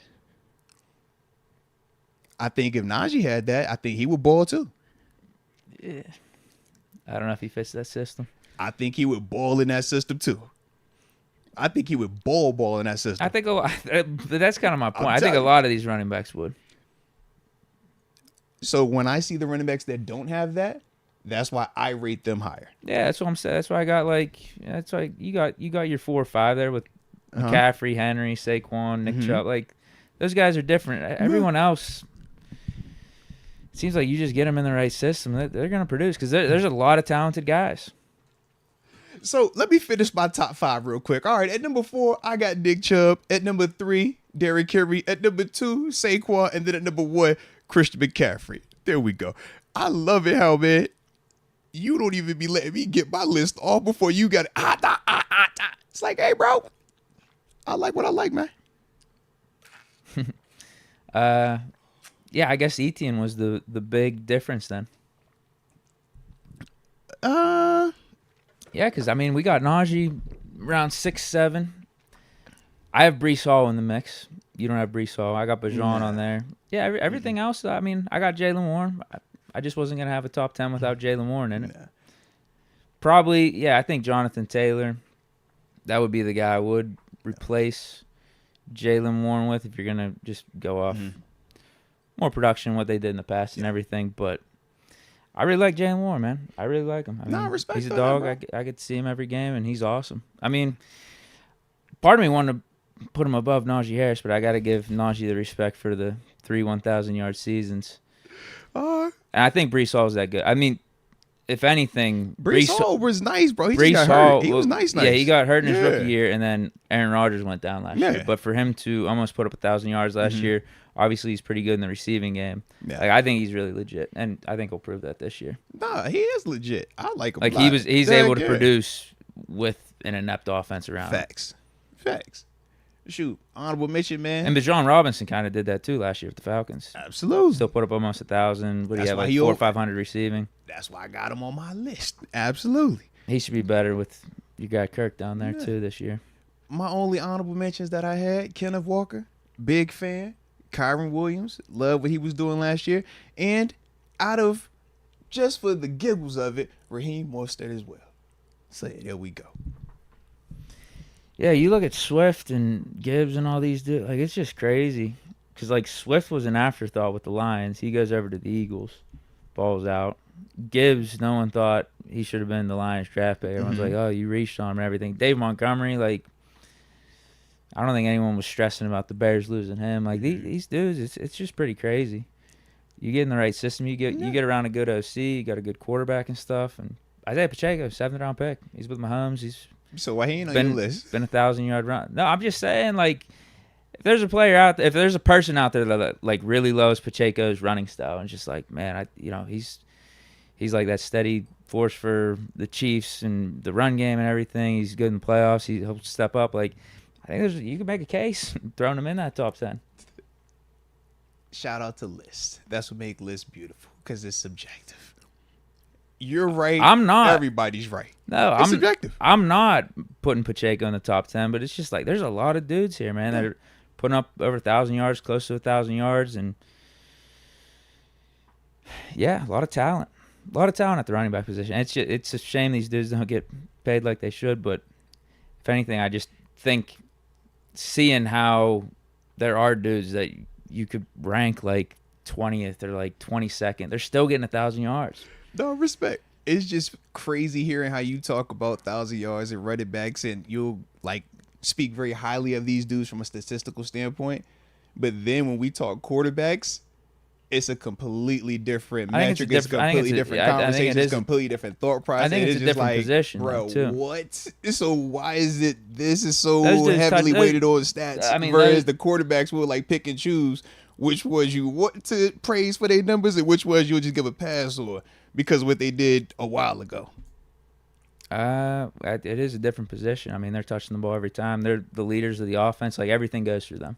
Like, it's just, I mean, that's why they get paid the way they do, too. Okay. Whereas, like, as I said, with DeAndre Swift, Lions, bust of a draft pick. Okay. He goes over to the Eagles. Good. Really good.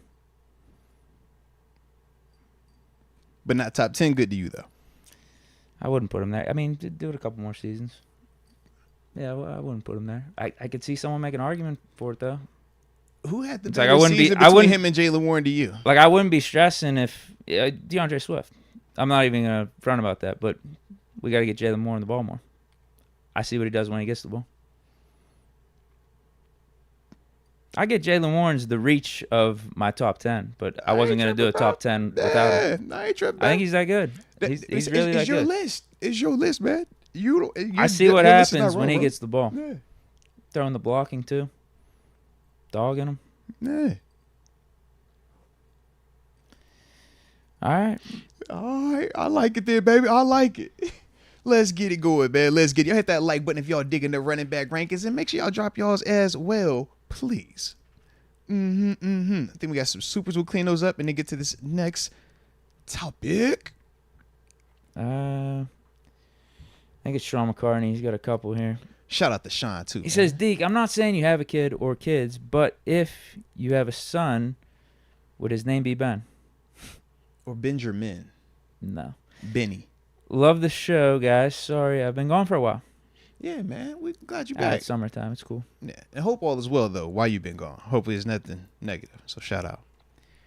Sean McCartney says, I'm not comparing the prices of QBs and RBs, but when you compared the number of top 10 guys versus elites for quarterbacks, what is the price difference between average/decent quarterback versus an elite quarterback? Elite's getting what, 40 now? Almost 50 mil? Whereas average is probably what, 20? 20 to 30? Yeah. Cause Gino getting 20 something right now. Yeah, he's getting high 20s. Yeah. High 20s, like 30. I think Derek Carr, he's like a 31, 32, 33, something like that. And then the high end is what, Watson at 47? Well, Lamar, Burrow got paid like 55. Yeah, Lamar getting paid 50 plus. Yeah. And then Mahomes hasn't re-upped just yet. Yeah. I think Jordan Love's going to try to where is his number? be the top paid guy. I mean, is the Lawrence just got 50-some. Can you justify paying Jordan Love Justin Herbert money today? Well, after seeing what Trevor Lawrence got, yeah. Even Trevor Lawrence is giving us a little bit more. Him and Love might be on the same. Yeah, they might be on the same page. That's see, quarterbacks, man. Shout out to the quarterbacks, man. And I don't know what that means for Tua. It's him and Love. Those are the two guys that are due to get paid that still haven't got paid yet. I feel like Tua got the better case to be the highest paid. But I think Jordan Love is a better player. Or potentially can be a better player if he can replicate what he just did. But Tua has done a little bit more, I feel like. I mean, do both of them have to be the highest paid? Is that really the combo? They gonna be highest paid for? Like, no, I'm not paying Tua anything. I'm paying Tua more than I'm paying Jordan Love based off of what they've done, though. I'm not. Would you move on from just get a whole different quarterback, blow the whole thing up from Tua? Yeah. If you're the Dolphins right now, if you're not going to pay him, you're essentially blowing it up, right? Because you got to draft a new quarterback. I'm offering him like $30 million. That's probably my max. So you're blowing it up because he's not going to take that. So I'm asking you, is Tua that bad to you that I would rather blow this whole thing up and start over? Or do you think he is good enough, but you might have to overpay it right now? You're going to have the same conversation with Dak, too. You see what I'm saying? Yeah, same thing right now. It's terrible. You're either letting him go or you got to overpay him. You're in purgatory with those guys. It's terrible. I think that's the Kirk Cousins argument that we bring up. I get it. I think I just let him go. So you'd rather just blow it up, though? Start it over. Knowing what that could do to your team, knowing when you've seen some of these teams when they blow it up and they never come back. Cleveland is still ain't back yet. I want to win. I don't think you're doing that with Tua. But you are doing it with Tua. He wins a lot. We're talking about in the postseason, that's where it gets tight. Yeah. I just don't want to get my hopes up just to be let down year in and year out. Even when your fans start to say we ain't coming to them games because you putting out bad product with these bad quarterbacks, man. Yeah, that's another side of it. Because you losing money now too, man. Yeah, but I just want to win games. I'm coming from it. From my perspective, sitting here right now, I'm not the owner. I'm not looking at the revenue and all that. Yeah. I just want to win games, and Tua ain't cutting it. Tua ain't cutting it, and Dak ain't cutting it. But you would really, just as a fan then, would you really rather your team be just terrible every single year than actually have a Dak where you're winning 12-plus games or Kirk Cousins winning 10-plus games? Think you hit a point. You hit a point where it's just like, we're capped. Yeah. It's time to move on. And that's the thing with Kenny, and that's part of why I wanted to see Kenny for year 3 is because he's still young in this process. Whereas with Tua, I've seen enough with him. I don't think he's getting any better. I think he's capped from a talent standpoint. Dak, I mean, he's gotten to a certain point in his career where maybe you thought it could be done, but then it's just happened too many times over the last 3 or 4 years where, I'm good. Same with Kirk Cousins, so I'm out on them. Okay. Kenny, I would have given him one more year, but then it doesn't happen with Kenny in year 3. It's like, it's time to move on. Time to figure out something else. Okay. Respect. Your boy Dev says, Deke, what's your baby mama's top 10? I don't know. Oh, jeez. You have to ask her. I was about to say, Lord, man. What now? Which baby mama? That's the other get- question. Yeah, he outside. All right, that's it for the Supers then. Your boy Dev came through real quick, man. He says, "Is Phil's next contract like Geno if we keep him?" Not the most current Geno deal. It depends on if he plays. Yeah, because that's Geno coming off of leading Seattle to the playoffs. Didn't he got a Pro Bowl that year? Didn't he? It was like one of the alternates. I felt like he got in though. Yeah, so I that's a little bit different. I think for Phil's man. What was Geno's deal when he got to Seattle? Nothing. I mean, he was competing with Drew Lock. Because I was trying to see if he had anything left on that deal where it was, I don't know. I don't see him getting the Geno deal, not the 20 per year, $100 million deal. Nah, not unless he plays. That's one I see. Yeah, he got to play. Yeah. If he plays good, sure. So you're not about to just get that man that just because he's on the bench and you like him for the future. I don't. No, because we just would have picked up his 5th-year option because that was around the amount of money he'd be getting if we picked that up. We said what, 25? Right? Yeah, which that never made sense at the time. Absolutely not. Well, he might get a chance. Russ sitting out with his calf injury. Coach said he wanted to make him a little uncomfortable, huh? Who? Coach Thomas said that about holding Russ out of practice. He wanted to make Russ uncomfortable? Yeah, he was like he was like, Russ woke up with a little discomfort in his calf. Russ wanted to practice, but instead we decided to create an opportunity so he could feel some discomfort, and we made him sit. And I was like, so you trying to play games. All right, coach. So that's what he said. Now, is he telling the truth? That's what I was about to ask. How much of that do you believe? I don't know. But that is what he did say, though. He said we wanted to create a little discomfort for Russ. That was okay. I think Tomlin's just trying to hype it up to the media. Yeah. I think deep down he's like, let's try to protect Russ. I swear. Listen, everything that he's been saying. Tomlin plays games with every the media. way that he's been handling these two, I'm like, y'all saying competition. Y'all saying this, that.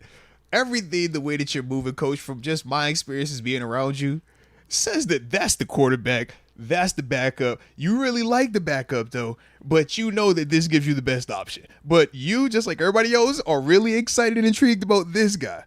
But your actions are saying that that's the starter right there. That's just how I've seen it. I don't know anything. That's just how I look at it, though. And, yeah. Listening to him talk, I'm like, yo, you woke up and his calf was tight. My man said he could still go, and you're in shirts and shorts. And you're like, nah, bro. We're going to let you chill. That's protecting the big investment. That's protecting the guy. Yeah. I get it, though. I get it. But on the flip side, what if he is trying to give Justin Fields just a day where he doesn't have to I was going to split say, reps? whether or not that was the intention or not, maybe you can still get some uncomfortability by seeing Fields out there, just the result of what Fields does. And, if you keep holding Russ out for 3-4 days and Fields is the one getting all these reps and stuff, then, maybe you're putting some discomfort in Russ's mind and just into Russ and his ability to lead this team. Like, I feel like that is 100% right. And I also feel like on top of that, even just in the short interim, as a player, man, when you're like, when you're the new guy, you want to prove it. You want to be out there. You want to let the guys know, like, yo, I'm down. I'm committed, man. Love me. I'm one of y'all brothers just like this. Because you're the outsider. Because you're not full blow. You know what I mean? Full blood. That's why I think Russ might be my new favorite quarterback. He's growing on me a lot. Okay? I'm just throwing it out. He's growing on me a lot. But he supplanted Mitch. You know what I mean? Mitch is still number one. Just I know Mitch's blood a little bit too good. You know what I mean? I know that one. But I like this Russ blood. And his VA on top of him. So it's like, you know what? It's coming nice. It's getting together real nice in the plan, all right? But the thing, though, as I'm looking at, just him having to sit out, it's like, you want to be out there. You want to prove it. You also, it's hard to lead when you're not out there also. And that discomfort can go to that as well. In the sense of, man, I can't show up and tell you to put your best foot forward, you to be mentally locked in, you to be tough and all this other stuff. And I'm over here chilling, not practicing, bro. It just doesn't hit the same way. And especially when you're the new guy. So I think all those things kind of go into it. But for Justin Fields, I hope anytime that this pops up, you like, bro, this is a great opportunity. I mean, I get to be QB1 today. I saw, 2 or 3 highlights. He looked all right. I get to be QB1 today. He looked pretty good. He had a really nice bomb to Van Jefferson. Mm-hmm. The one people are making a big deal about is... He didn't get sacked. Yeah. Come on, man. 25 literally had to stop himself before he hit Fields. He avoids the sack, spins out, drops the beautiful pass to Jaylen Warren, touchdown. You're like, all right, here I go with this again, bro. All right. He had a nice pass across the middle to Pickens. Yeah, I mean, from what I saw, it looked pretty good. No, Phil's is, like I said, man, if we could get past the overreaction stuff, yes, I'm with you on it, man. He doing some nice stuff. But we are, and especially this time of year, we are going to have to decipher through some of that. And I'm glad that you even said it before I even had to say. It's like, bro, my man will get out of that. 25 was killing him, but if 25 did, a hospital was on the backside. Either way, pick your poison, man. All right, pick your poison. But I get it. The excitement is real. And for a lot of people, man, this is their first chance to see those guys here. You know, we got the chance during OTAs to go get a chance to see them. So it's certain things that we kind of already have an idea on that a lot of people are going to be processing through. And that's the dope part about training camp and the way that we do it here in Pittsburgh, man. Allowing everybody to be out there and kind of get those eyes on it, man. But for Phils, man, just keep taking advantage of it. And if you rush, you know you're playing with fire anytime you're not out there. And I think Coach Tomlin also knows that. And yes, he's going to use that at times against Russ. But not as like a malicious thing, but to motivate him, though. Keep him sharp. Keep an edge on him. And that's what that competition will definitely do for both of those dudes. It makes you prepare with the edge. You can't have a bad rep. You can't have a bad day when Russ is here. And if you're Russ, can you have a bad day when Justin Fields is here? Can you come out here and I'm going to have 3 or 4 mental assignments that I've blown? Bad read. Let me throw something stupid up. No, not with something like that behind you. You better not. And if you Justin Fields, how do I surpass that without being perfect? How do I get the coaching staff to believe in me more than they believe in this dude? Yeah, it's not happening. Right. Yeah, and I don't expect Russ to be botching shit up left and right either. Yeah, it'll be kind of a dick move if Tomlin does keep holding Russ out and just let Fields be out there. Especially if Russ is like, I want to go. Can I play, man? Hey, look, Coach T, he be talking crazy sometimes, bro. I don't know. It's the conversation hit you with it. Look, man. I mean, if it's a week and a half, if I'm Russ, you, bro, I might be requesting a trade. Yeah, he'll hit you with it. Hey, look, I already know what you can do. I just need to see this. You take some time. Get right. We know we airmailing you to the year. You like, bro, don't hit with that airmail stuff. And you told me, I've seen how you've airmailed other players. And then by week 4, that dude is starting over the dude that you sort of airmailed to the regular season, man. We don't want that deal no more, man. So, yeah, I want you be careful with that, Russ. If you start being too friendly with the days off, just, I'm good on that one, bro. I don't even want that one no more. Black and Yellow Texas Steel asked, will Fields stick around long enough? What you won't do, someone else will. No, he talking big. That's real. At the same time, where is Fields at in the sense of his leverage for these type of conversations, right? His ability to stick here long term is going to be predicated on his ability to get on the field. His only ability to get on the field, though, right now is blocked by who? Russell Wilson. Whether that's talent or injury, I don't think he necessarily is in the driver's seat to kind of say, yo, I ain't got to stick around. I'm going to go over here. Because like we said, man, the longer you don't play, the longer we're still having questions about can you develop into this franchise caliber quarterback, the less robust those deals are going to be. So, yeah, you might have the opportunity to go over to a Jets, right? Or one of these other teams in a couple of seasons. But does that mean that they're going to actually be willing to pay you $20, $30, $40 million a year to go there? Or is it the Mason Rudolph situation? You can come here. We already got something here, and you can compete. Is it the Denver Broncos situation? Hey, Zach, you can come out here, but I'm still going to draft something. You can compete.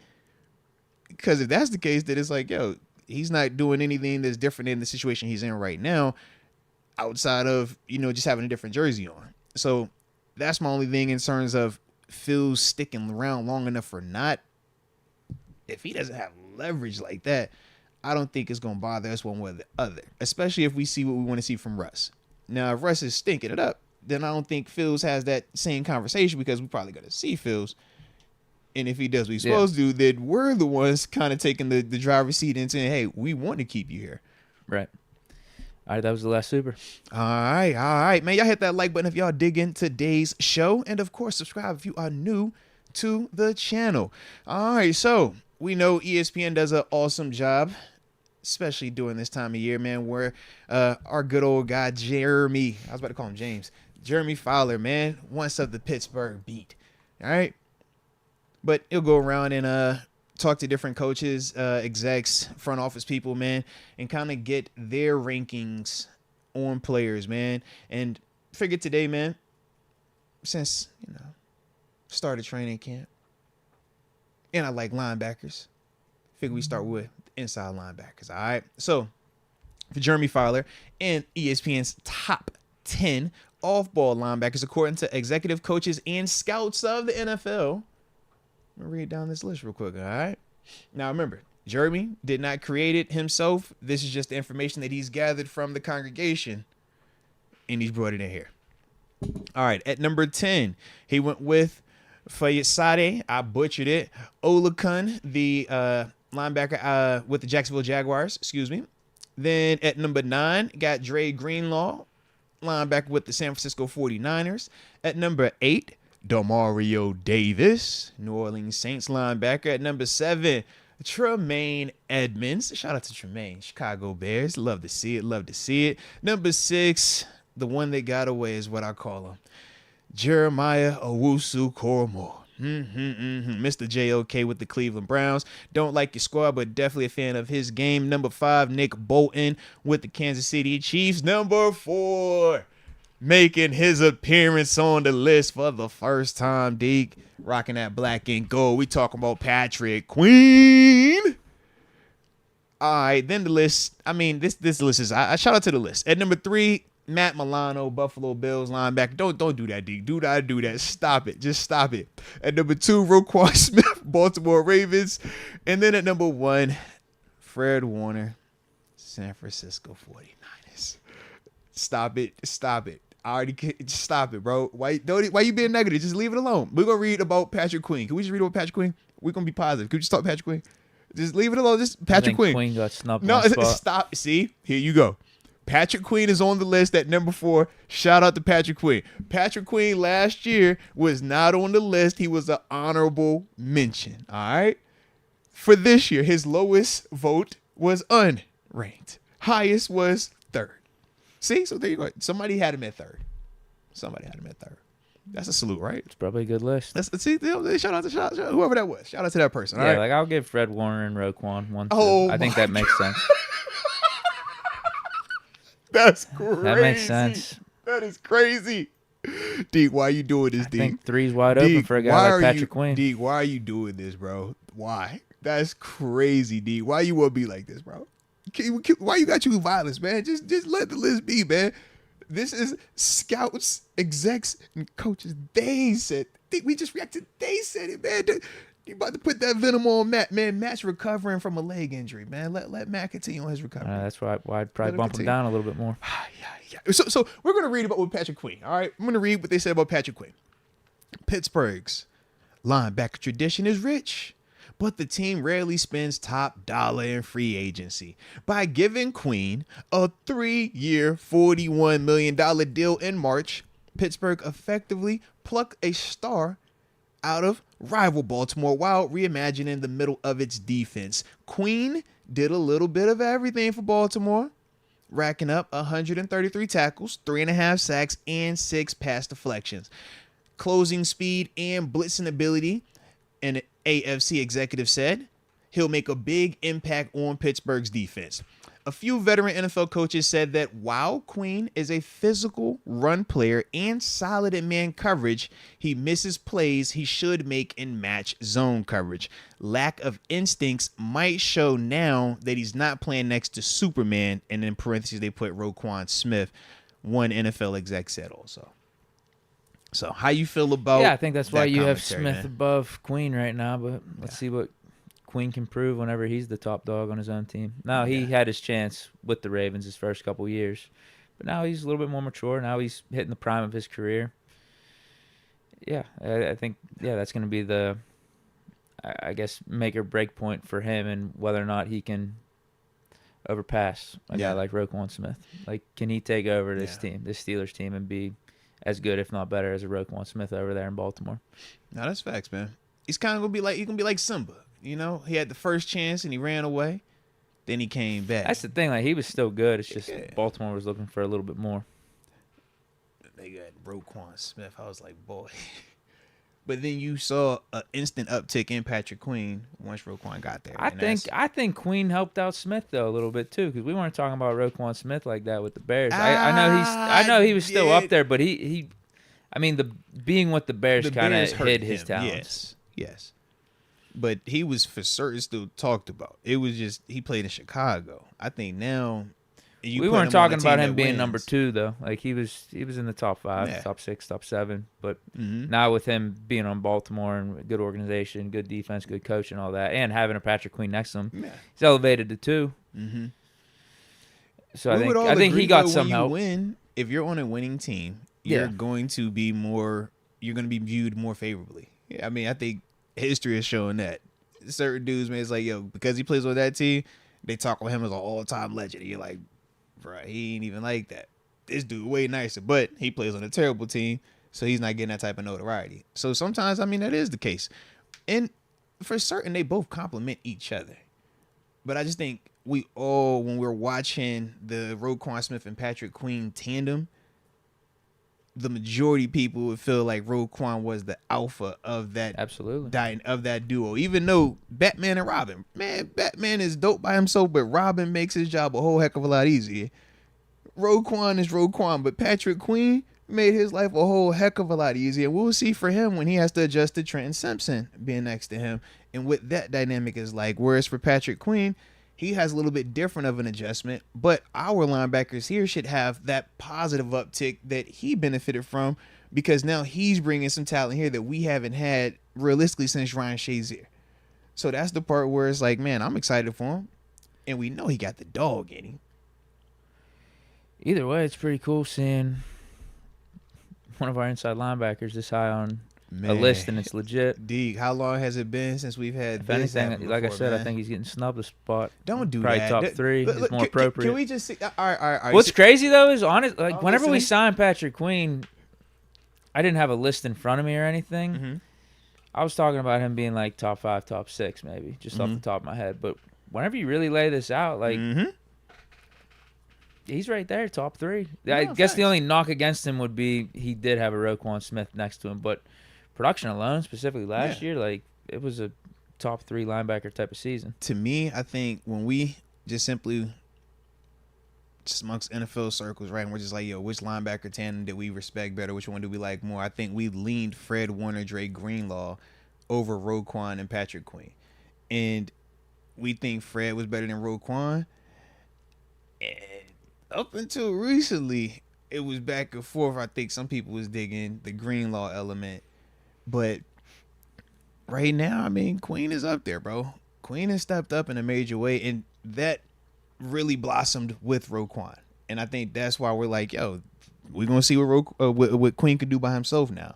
But that's the reason why he's number 4. And, I mean, realistically, that's the reason why Matt Milano's at 3. Matt got hurt last year, but prior to his injury, and even the first year without Tremaine Edmonds, who's also on this list, because they had their time where it was Tremaine and Matt Milano. Where did they rank in these duos? He's proven that, yo, he could be Batman by himself. He don't need an Edmonds, and that's, I think, why he's on this list also. I mean, if we're just going to read what they say, they obviously bring up the injury, the tibula plateau fracture. It's very gruesome. You don't want to see it. It makes you sick in your stomach. In his right leg, cost Milano most of his 2023 season, but his play in space remains among the best. Over his past 20 games, Deke, you'll like this. Milano has 5 interceptions, 100 return yards, and 13 pass deflections. Who's he going up against, like Heineke and Ritter? 13 pass deflections. Great mover with instincts. Were those Zach Wilson games he was getting those picks? An elite zone coverage player, a veteran NFL defensive coach said, might I add. Here's the negative. Not as good in man, but for what the Bills do, he's perfect. I think I could agree with that. Just an okay blitzer, though. Just an okay blitzer. Man, you got to wonder how he does coming off this injury. And then he says Milano's injury should not hamper his efforts in 2024 as he tries to regain his all-pro form from 2 years ago. Prior to him getting hurt, he was all-pro. So that's what we're saying, bro. It's like, yo, Queen has a chance to do this, though, because this will be Queen's chance to stand by himself. That's why I think Milano is up here higher, because he had to show he could do it by himself away from Tremaine Edmonds. And then I think why Tremaine Edmonds is so low, because you think about when Roquan was in Chicago, Roquan made a lot more noise even out there where it wasn't the most glamorous situation. Tremaine got a little quiet out there right now. He's still getting numbers, but it's quiet. It ain't the same. And that's why he's a lot further down on that list, man. So I think, I think the top five is, I like the list, man. I think they did good on this top five right here, man. I do some moving around in the top 5, specifically the top 3. But after that, it's whatever. It's whatever. I ain't stressing. No. I mean, I think it was a solid list right here, bro. Hopefully we get to see Payton Wilson in the conversation one of these days. No, that's real life, man. That's real life. Because I'm looking at some of the honorable mentions. I'm like C.J. Mosley, Levante David, Quincy Williams, Logan Wilson, Zaire Franklin, T.J. Edwards, Bobby Wagner. Peyton Wilson, man, if he could do some of this stuff, why can't he be in here? Yeah. Because we supposed to have 2 people on this list, man. Demario Davis is what, 8? He's getting up there in and he's age. older now. He's 35. I always say he's been in this league for a minute, bro. Right. And Peyton Wilson, he low-key might get an opportunity here with Cole Holcomb being on the PUP list. Mm-hmm. He'll be the 3rd guy in the rotation. Yep. Starting in training camp. So and he's super athletic, man. I saw one play by him today. It was like, oh, man, this is going to be tough to keep him off the field if he can keep doing this. Holy hell. Like, his athleticism with his size. He was a productive. That with a Patrick Queen. And it's not like he's... he's a productive player, soft bro. linebacker. Nah. Just a coverage linebacker. No, he'll jack you up, too. Like, he's legit. We said, first-round talent. Injuries are what makes people scared of him long term. But in terms of just talent and production, he is the real deal, man.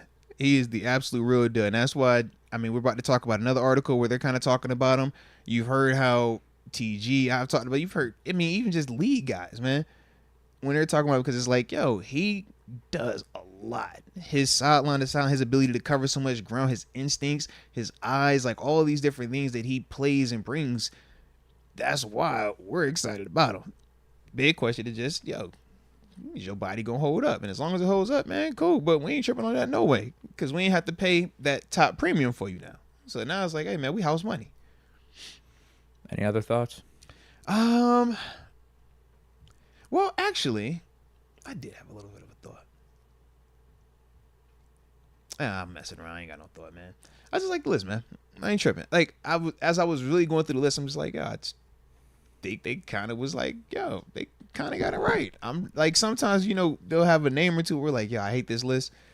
I didn't feel that way about this. No. Yeah, they saved that for the edge rushers list. We ain't there they yet. Saved that for we ain't whatever there list yet. TJ Watson. We ain't there. I was like, yo, what I see, I feel like because I saw Patrick Queen so high on the list, it was just like, yo, y'all showing respect. Like, yeah. It's like, I'm good. Like, I don't have a lot of negativity about this, man. And then even just on the back end of it, I'm like, yo, Greenlaw, he produces. Like, outside of him getting hurt in the Super Bowl, like, this dude's available. He's a baller, man.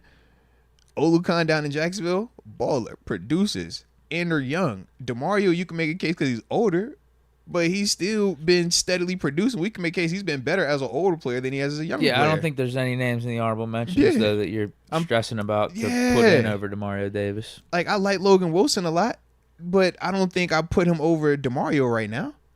I think if we're going to project who is going to be better going forward, then, yeah, you can go that route, but just in terms of what I've seen from both of them thus far, I'm like, yeah, DeMario's still, he's still producing, man.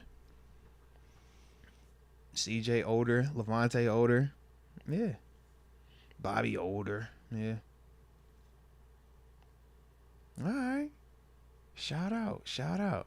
Oh, and they had some also receiving votes. I forgot to include these guys. But Jordan Brooks down in Miami, Christian Harris with the Texans, Frankie Louvu with the Commanders, and Devin White with the Eagles now also had received votes. Devin White should be in the honorable mentions at least. Yeah, oh, that's right, because he wasn't honorable mention. He just received a vote. Yeah, that's a little Good disrespectful. Call. Good call on that. Not interesting. I'm trying to, yeah. I know he's had a down tick a little bit, but come on. Where he started it was just... Yeah. Sometimes we can see how that kind of hurts some of these dudes, man. They start out with such a hot year 1, year 2. We're like, yo, is that the norm? And then they kind of come back to reality and we're like, oh, man, he sucks now, man. He's washed. It's like, no, he just was on some crazy out of this world stuff early on in his career. Yeah. All right, what do we got next? Well, this wasn't on the docket all the way, but I wanted to talk about it anywho. We did see where we had the top 100 list that is continuing to come out each and every day right now, man, on NFL Network. I think that's where they're putting it on. But speaking of, while we're talking linebackers, we're talking Patrick Queen. He also had his appearance on the NFL top 100 list, where he made his appearance at number 64 overall, man. This is his first time making the list. And what they basically said about him was one of the Ravens' brightest spots on defense. Queen produced his best season in 2023, racking up 133 tackles, 9 for loss, 3.5 sacks, 1 pick, 1 forced fumble. Queen was named to his first Pro Bowl and garnered second-team All-Pro honors. The 24-year-old linebacker has never missed a game in his 4-year NFL career, starting in all 67 regular season games since he was drafted.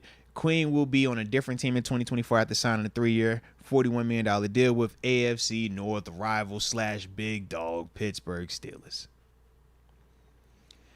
I got to see where the other linebackers are on the list. Okay. That's typically a better way to judge this. But even the couple names that they got directly ahead of them, like Jalen Waddle and Bradley Chubb.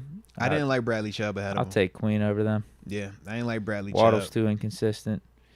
Now they got his former teammate, Metabuke, at 61, and he's damn good. So it's just interesting. You just got to see where he stacks up against other linebackers. Actual, like, linebackers specifically, not the fill. I see what you mean. Right. But speaking of this range, this 61 to number 70. These are the new players that just dropped. Yeah. So you got you read the list if you want to. Yeah. Yeah. I wanted to ask you about one specific player. All right. Amari Cooper at 70. Cooper Kupp at 69. Daniil Hunter at 68. Terran Armstead at 67. Brandon Ayuk at 66. And then Jordan Poyer at 65. Queen at 64, like we said. Waddle at 63. Chubb at 62. Metabuke at 61. I just wanted your reaction for Poyer at 65. Hey, man, he fell out. He's washed. I don't even know why they got him on the list. He don't play with us no more. He tripping. Yeah, shouldn't have put it on the list. That's how I felt about it when I seen him. I was like 65. That's all I wanted. I wanted to hear your reaction. Yeah, that's all. Overrated. With us seeing Minka, what was his overrated ranking? It was in the 70s somewhere, right? Overrated. That's how I feel about it. Okay. In no world is Jordan Poyer better than Minka Fitzpatrick. If he still had on the jersey that matched his profile picture, I think it's a little bit of a different conversation. But that is no longer the case here. Now, those allegiances, those biasness, that blood that we could talk about sharing is no longer there, man. So absolutely not. If I would just simply say why somebody might say it, just based off of last year, kind of like the Jesse Bates convo, but the next thing is Micah Hyde was hurt, missing time. So he had to do kind of the Matt Milano thing where I'm like, yo, not only do we know you're a good player, but you've been operating with somebody else. Now you're having to do it solo, so to speak. Can you still produce on that type of level? And he was still doing that. Obviously, talk about, 100-plus tackles. I mean, like, he's one of the dudes. And that's the one thing. I mean, every time we do the top 10 lists these past couple years, Poyer's been up there, Hyde's been up there, Minka's been up there, Bates been up there, Simmons been up there. these are all the same names, but I just think that last year he just had the better single season. And if they're solely basing it off of that part, and we even had that debate yesterday about what is the basis for being on the list, because it does seem like they pick and choose on if it's legacy / what you've done career-wise versus one game sample versus what you did as a full season last year. And I feel like Poyer and Bates, with their rankings as high as they are in comparison to Minka as well, I do think it's a little bit more of that than necessarily who is the better player per se. And you know I rock with Jordan Poyer. Well, this is the latest of the top 100 list that's dropped. Yeah. It goes all the way up to what, 61? Yeah. So we got Queen in there. We got because next up is Minka 59 to 50. Yeah. Yeah. Who could we see on the list? I was thinking maybe we could see JPJ, but it's doubtful at this point. Like this would have been his range. Yeah. Because these type of you dudes, got TJ Watt, obviously, but he's gonna get snubbed. He's gonna be top 20. I feel like he'll be a top 20. He's gonna get snubbed wherever he's listed at. We know that for a fact. I don't know who else. Maybe Pickens. Maybe. You got Waddle and Ayuk. The thing being is, listed the off problem here. that Amari Cooper is at 70, and then Cooper Kupp is at 69. You would basically put in George Pickens ahead of those two dudes. Anytime that he comes on this list after that, I just don't think that dudes ain't doing that just yet. Who was one of the first receivers named? Let me go back to the 190 range. Yeah. They had Terry McLaurin at 97. Scary Terry. So I feel like Deontay Johnson's in that class. Yeah, he ain't making the list. See, I would have put Deontay up here before GP, though. I would put GP over McLaurin. Yeah. I'd put, let's see, what other receiver? No, that's the only receiver they got in 90 to 100. He's the first receiver when you named. say Terry McLaurin, like, that's Deontay Johnson, that's Christian Kirk, that's that range. It's like, yo, if you have a hot season, you can make your Devonta list. Smith's the next receiver. They got him at 90. Yeah, they all in that same class, and we would both take Devonta over. They got over DK McLaurin. Metcalf at 84. We're not going to see Pickens. It's not a chance you're seeing Pickens and Metcalf's at 84, bro. Yeah. And Metcalf balled last year too, bro. So it's just TJ probably.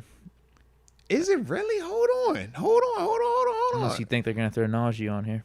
Nah, why can't he make the list? He ain't making the list. Why can't he make the list? It's just the running back position. Why can't he make the list, Deke? Deke, which backs are on the list so far? Let's see. I saw Chubb. Bradley Chubb is on the list. If Bradley Chubb's on Nick the list, Chubb. no, I know Nick Chubb, but I'm saying I if think Bradley Chubb's on the list, why can't Najee be on the list? I think Nick Chubb's on this list. I could We be ain't wrong. seen him just yet. And he missed all of the, Kyron Williams is 78. But Kyron balled out. But Kyron don't have the same like longevity name stamp that Najee has right now, bro. Najee. Saquon's at 86. All right. But hold on. Let's read what it said about Saquon real quick. Let me see. Yeah, there's no way. As one of just 6 players in NFL history to average 70-plus rushing yards, 25 receiving yards per game over his career. Yeah, that is kind of crazy. Barkley has proven himself to be one of the best offensive talents in the league. 2023 had 962 rushing yards and 10 scrimmage touchdowns. However, he missed 21 games from 2020 to 2023, including 3 contests last season. Low key though, bro, I can still see them having Najee on this list. I could just think that they would put it as Saquon, like because of Saquon being who Saquon is, the same reason why Saquon was so high on our list, even though they just said that he's missed 21 games from 2020 to 2023. If we go down that list of our top 10 running backs, outside of Christian McCaffrey, who would we say could have missed 21 games in 3 years span or 4 season span, and we would still say, yeah, they're a top 10 running back to us? Saquon's that only dude like that, man. Kamara doesn't even make either one of our lists. And that's the next closest thing to this type of stuff, man. So I'm like, yo, Najee can get it. Why can't he, man? I don't think he's ever been on it. He hasn't, though. He hasn't.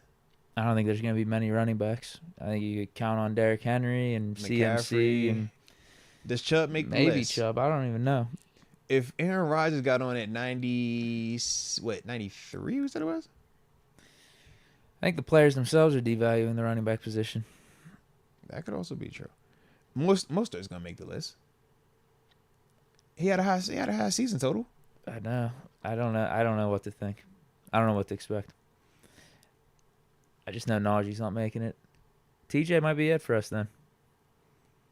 Yeah, no I don't wanna JPJ, no believe Pickens. Yeah, Yeah, I don't. Yeah, just I don't- TJ. They're too young right now. I feel like next year they'll be up there. Nothing. Cam's already on there. Highsmith. What did Highsmith make the list? Highsmith will make the list, bro. No way. He was quiet last year though with 7 of them things. Yeah, I don't even know if he made it last year. When he had 14 and a half? Yeah, what was his rank with 14 and a half? I don't even think he made it. He had that, man. He had 14 and a half. I don't remember talking about it. Hold on, bro. I don't think he made All it. right, I'm gonna pull up my other. I'm gonna start googling. Let me Google. TG, don't be mad with us. All right. Alex Smith, NFL. Yeah, if I had to bet money, he didn't make it. Top 100 players list. Get. Oh, that was PFF's. Dang. All right, hold on. All right. Hold on, bro. It's no way. It's no way he wasn't on the big, like, the list. Yeah, he got snubbed from the Pro Bowl. Was he really not on the list? Probably. Yeah, I mean, that's what I'm saying. Yo, hold on. He was on PFF and not the real one? Yeah, it's a shame when PFF gives more respect than PFF had him in the 50s, other media bro. outlets. That's actually crazy. I did not know that. Yeah, Well, I he guess was it's not the media outlets, it's the players. It's a shame when PFF gives more respect than the actual players. Man. Yeah, that's actually kind of tough. My bad on that. Dang. So, yeah, if he ain't get on after 14 and a half, then yeah, he ain't going to make that list this year. Just TJ. Deke, yo. They playing with him. It's all good. Bounce back this year, man. We got Sean McCartney saying, I'm excited for both Queen and Elliott. The middle of the defense hasn't been this good in a long time. I know people like Edmonds. Elliott is better. I'm with you, bro. Ain't nothing wrong with that. It's going to be a vibe, man. When you talk about just the speed, the athleticism, physicality, man, that's what we're getting. And with Deshaun, man, Deshaun definitely gives you more versatility in the sense of he can do the Edmonds tackling, box safety stuff, but he also has a little bit more of the coverage stuff. And that's, what we've said just in terms of Elliott versus Edmonds. One plays like more of a linebacker, the other plays more like a safety. And we're going to see the difference with that. But with Deshaun, he definitely gives us a little bit more of that versatility as a true safety cover type of guy. Whereas, like you said, with Edmonds, that's more in the box, crazy athletic, but he's not necessarily the best in space as a coverage guy. All right, that's it for the Supers. All right. Man, we are on fire, Deke, man. We are right where we're supposed to be right now, man. I just can't remember what our last topic was for the day. Oh, I found it. I remember it now, Deke. It was another vibe.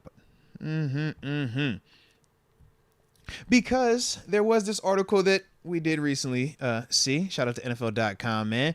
Because, they got to start making their predictions, right? Projecting who they think is going to be worth, discussing. So NFL.com, shout out to Lance Zierlein.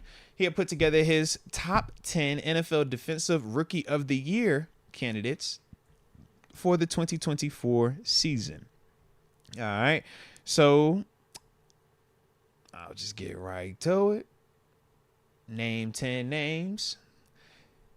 At number 10, it was Cooper DeJean. Shout out to Cooper with the Philadelphia Eagles. Then coming at number 9, rocking that beautiful black and gold like the homie Deke. We talking Payton Wilson. Shout out. Then at number 8, they just like his name, Chop Robinson, Miami Dolphins, Squish the Fish. At 7, Edgerrin Cooper, linebacker with linebacker from Texas A&M with the Packers now. And then at 6, they went Terrion Arnold. Deke, that was one of your dudes, right?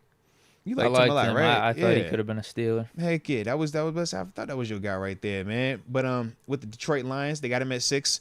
With the 5th best odds, Quinyon Mitchell, the speedy corner out of Toledo that is with the Philadelphia Eagles. Byron Murphy, the 2nd, is the 4th best odds for Defensive Rookie of the Year, playing with the Seattle Seahawks, a defensive tackle. At number 3, we got the pass rusher out of UCLA, Latu, Indianapolis Colts.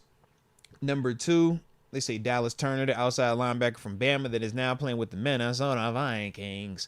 And at number 1, best odds for defensive rookie of the year, Jared Verse, pass rusher out of Florida State that is currently with the Los Angeles Rams. Now, in terms of what the guy said about Peyton Wilson, says, I remember thinking Shaquille, formerly Darius Leonard, had a real shot as a dark horse defensive rookie of the year candidate back in 2018 because of his ability to impact games and pile up stats in so many categories. By the end of that season, Leonard was named defensive rookie of the year and first team All-Pro. I'm not predicting Wilson will receive the same accolades, but the long, rangy linebacker from North Carolina State consistently produced the same type of high-impact stats in college that Leonard did at South Carolina State. While the Steelers have good depth and established veteran leadership at inside linebacker, don't be surprised if Wilson finds his way onto the field. How we feeling about it? Yeah, I think it's a good take. He just got to play. That's really what it comes down to. Cole Holcomb on that PUP list, going to open up some opportunity, but he's got right now at least 2 guys ahead of him, and Landon Roberts and Patrick Queen. The good thing for Wilson, though, is if Holcomb doesn't come back, that second guy, and Landon Roberts, he's already a guy that we're not considering an every down linebacker for us.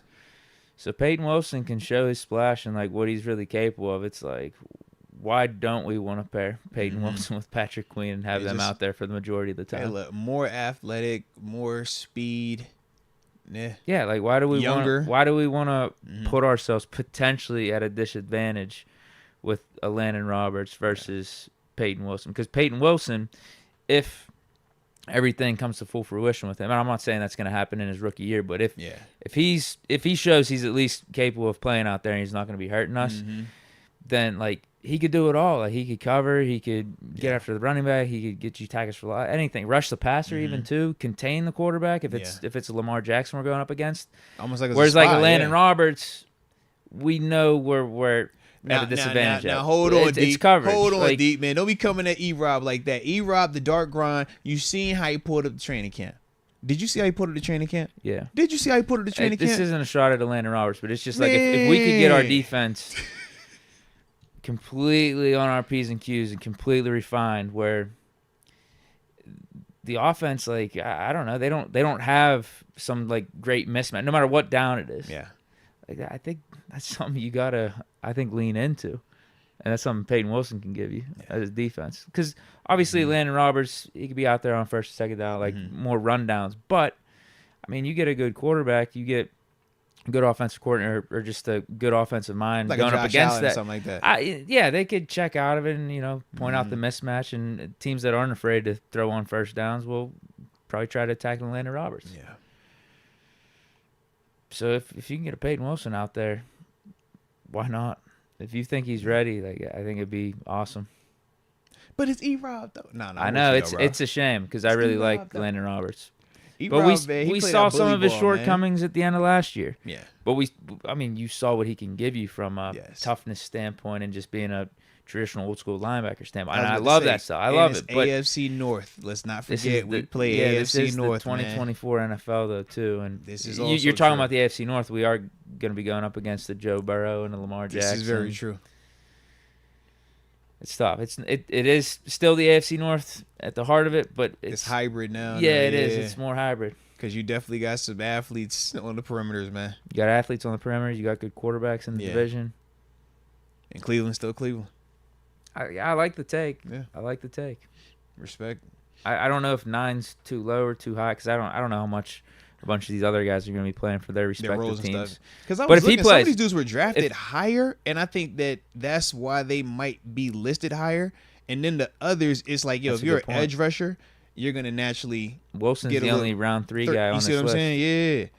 Yeah. Edgerrin Cooper's ahead of him, but he's a second-round draft pick. So I'm like, the edge rushers, those right? Are easy but if to you're put an on edge the rusher, like if you get 10 sacks as a rookie, you're gonna win this role. You're gonna win the award.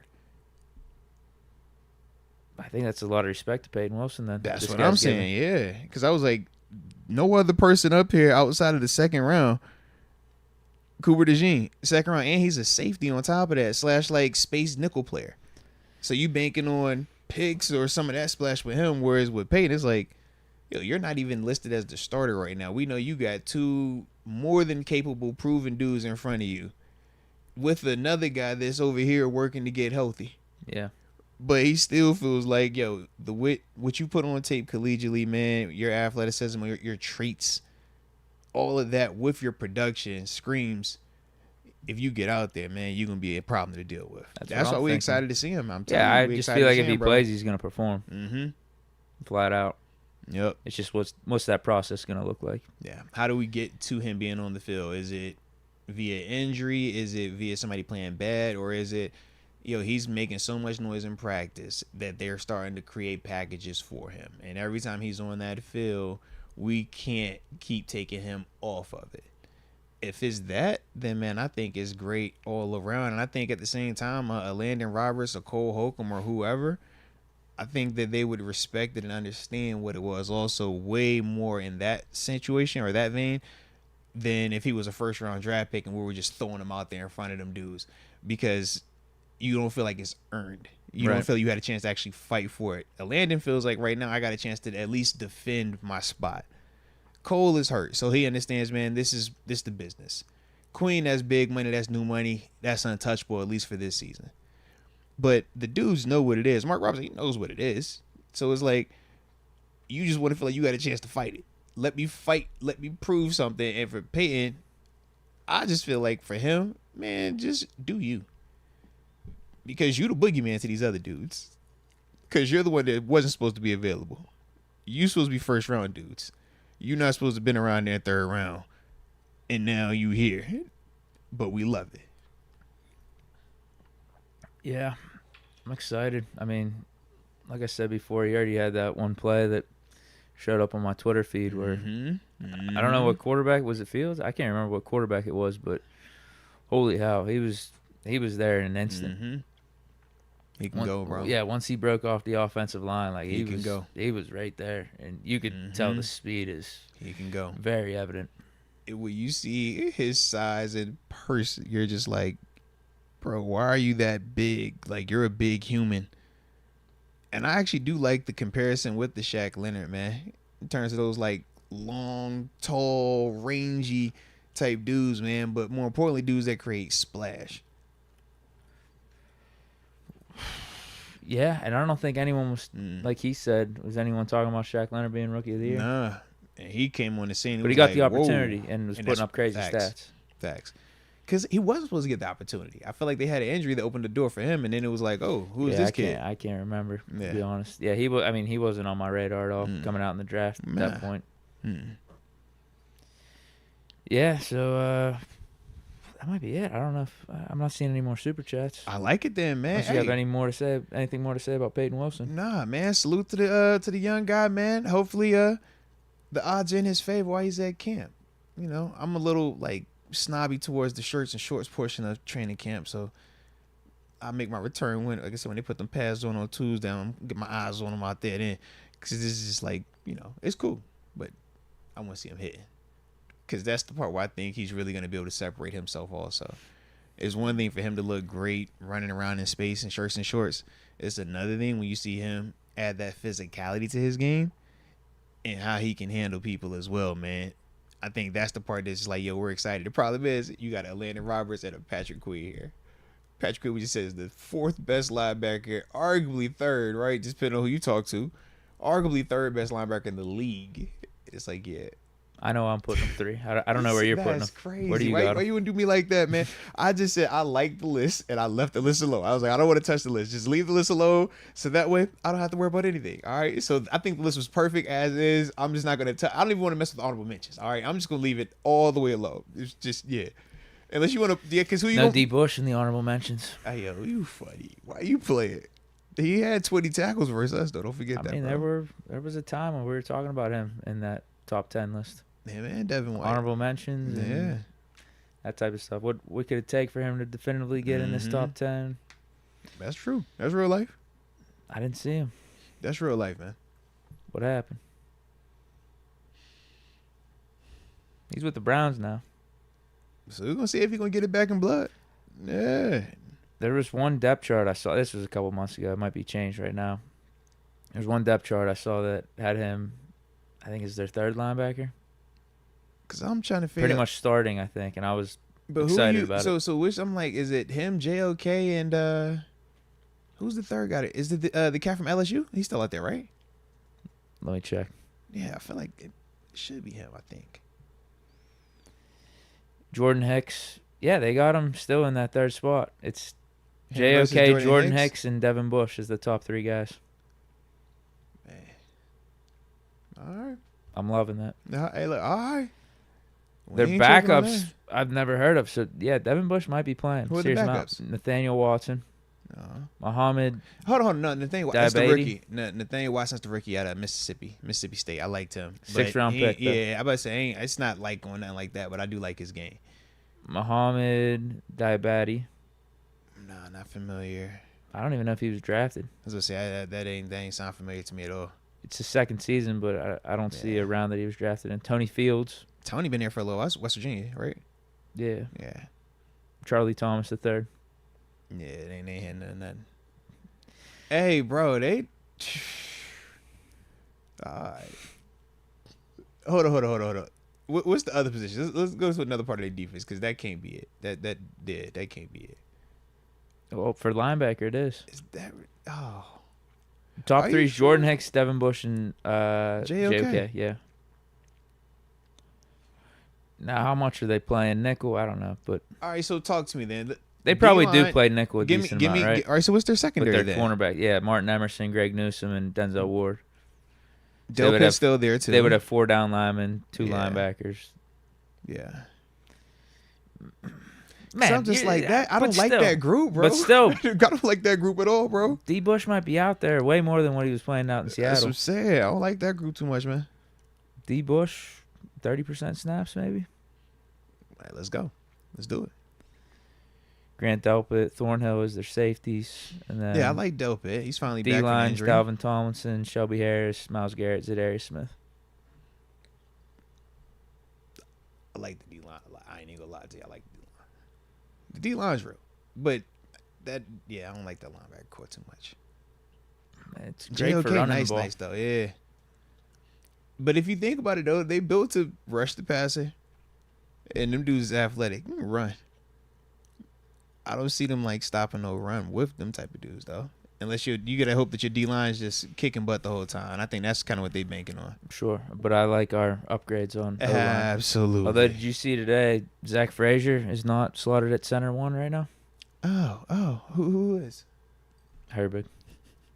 You weren't a fan? No, that's stupid. Can he at least earn it?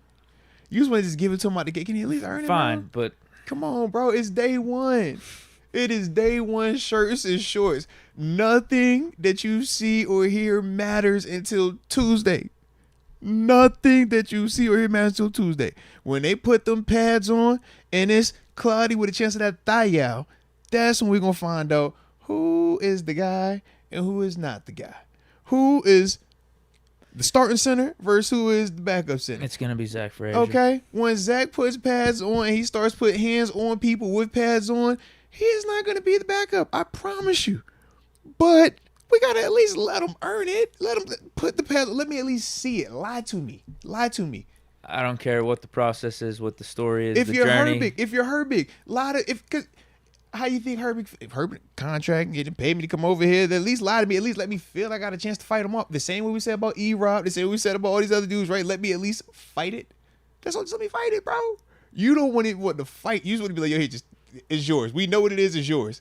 No, man, let him fight that thing on, Spencer bro. Anderson honestly might be more qualified at center than Herbig. Let the man fight.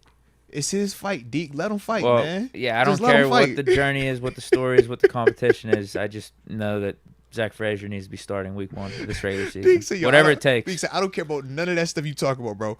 He needs to be the guy by week 1. That's the guy. All right, yo, let him put So the I pads hope he on. does earn it. Once he puts the pads on, Even if he doesn't earn it, just throw him out there. I don't care. We drafted him in the second round for a reason. once he puts the pads on, it will be clear. Just get the pads on, man. Just get the pads on. Once that happens, no conversation. It'd be a couple. We'd be like, yeah. All right, we're gonna be reading the same reports, seeing the same videos. Yeah, Zach Frazier done this. Zach Frazier done that. Look how he can climb into this dude right here. Look how he moves around like that. Just give him time, man. Give him time. What do you think the more obvious competition is between this scenario or the one that was Kendrick Green versus Kevin Dotson? What result's more obvious? That Dotson one, bro. When he really was trying to sell it, though, he was like, nah, it's a competition. I don't know who gonna win it just yet. Like, Noriega's saying that Frazier was looking like Mason Cole today out there. Oh, yeah. It's shirts and shorts, man. It's shirts and shorts. In fact, that's a good thing. If he's looking like that in shirts and shorts, that means, he's not in tempo violation. Everything is love. Now, make sure he's snapping the ball a little bit more consistently than Mason Cole. We want that because that was the big knock on Mason Cole. But shirts and shorts, man, I don't care how about dudes in the trenches look, because the only time you're getting whooped in shirts and shorts is if it's a tempo violation. Meaning, Deke, you don't have shoulder pads, you don't have leg pads. I don't have shoulder pads, I don't have leg pads. Clearly, we play a position where we're supposed to run into each other very violently at full speed, trying to take each other's heads off. We can't do that and stay healthy. So, you're going to chill, I'm going to chill, we're going to get in the right position, footwork, hands, steps, right? But at the end of this play, you're not trying to kill me, I'm not trying to kill you, and it should always look like a stalemate. So the only time that doesn't happen is when somebody is tripping, when somebody is doing the extras. And depending on the group that Frazier is with, you think about as you start going down the depth chart on defense. Louder, Milk. You're going to get younger guys with them second and third units that aren't as established, that aren't as high up on the food chain. We talk about Zach Frazier very highly, right? You named Louder Milk. We named Liao. We could, start dropping some names. Those dudes don't have that same type of cachet where we know they're good. Them dudes is fighting for something, man. So they look at it very differently. And they're like, bro, I don't care about any of this whole stuff, bro. I got to get it every single time. I got to look like I'm winning. So it's like, yo, all right. And this is when you communicate, hey, bro, you got it there. But just know when Tuesday hit, I don't want to hear none of that peace treaty. Yo, why you tripping? I don't want to hear none of that. Hey, man, White, come on, bro. Take it easy a little bit, man. We all here trying to get back. Nah, because all OTAs and all this training camp, we was in shirts and shorts. Y'all wanted to be practice All-Americans. So that's what I'm saying, bro. Get to Tuesday. Let's get to Tuesday, baby. We're going to find out. Love Tuesday. Love when he put the pads on, man. You have someone in mind when you're going on that rant? Don't do me like that, man. Stall me out, man. Everybody knows a person, though. That's the thing. Like, practice All-American, or would you say call shirts and shorts? Hey, listen, I could call TG. TG will know a guy. I know a guy at multiple stops where it was like, yo, this was the talk of the town, all OTAs. This is the guy. This is freaking future first ballot Hall of Fame the way this man looks in OTAs right now. Can't be touched. You put them pads on. Well. What happened, man? What that saying? That don't hit the sun. Multiple stops, man. So yeah, that's what I'm just like. Yo, get the pads on, man. Put them pads on, and then it gets beautiful. All right, I don't see anything else. I like it. All right, did see? Hold on, get my man Anthony Anthony Georgiana. I think I ain't butcher that. I ain't butcher that. But he says, y'all always make work a vibe. Shout out to y'all. Nah, man, salute you, man. You always make life a vibe, man. And that's what the chat does. That's what the homie Deke does. And that's what we like to get it in, how we get it in, baby. So salute to each and every one of y'all, man. But I think we hit literally everything we're supposed to hit, Deke. Shout out to, bro. Let me find out. First day of training camp practice. And first day for us recording on training camp practice, damn, we all buttoned up, man. That's what I'm talking about, man. We're a little machine, man. This ain't our first rodeo. Yeah. We kind of like vets in this thing now, man. Yeah. We like vets. Yeah, man. Let's go, bro. All right. So, with that being the case, man, y'all enjoy your weekend, man. Be safe out there. If you are traveling to training camp, man, make sure you take your time. Be safe on the roads, man. But enjoy yourself, all right? And, yeah, man, hopefully I run into people that y'all know. Like, yo, still, boom, boom, all right? But other than that, man, y'all hit that like button one last time if y'all have not done it. Don't forget to subscribe if you are new to the channel. This is how we get down. And until next time, baby. Peace.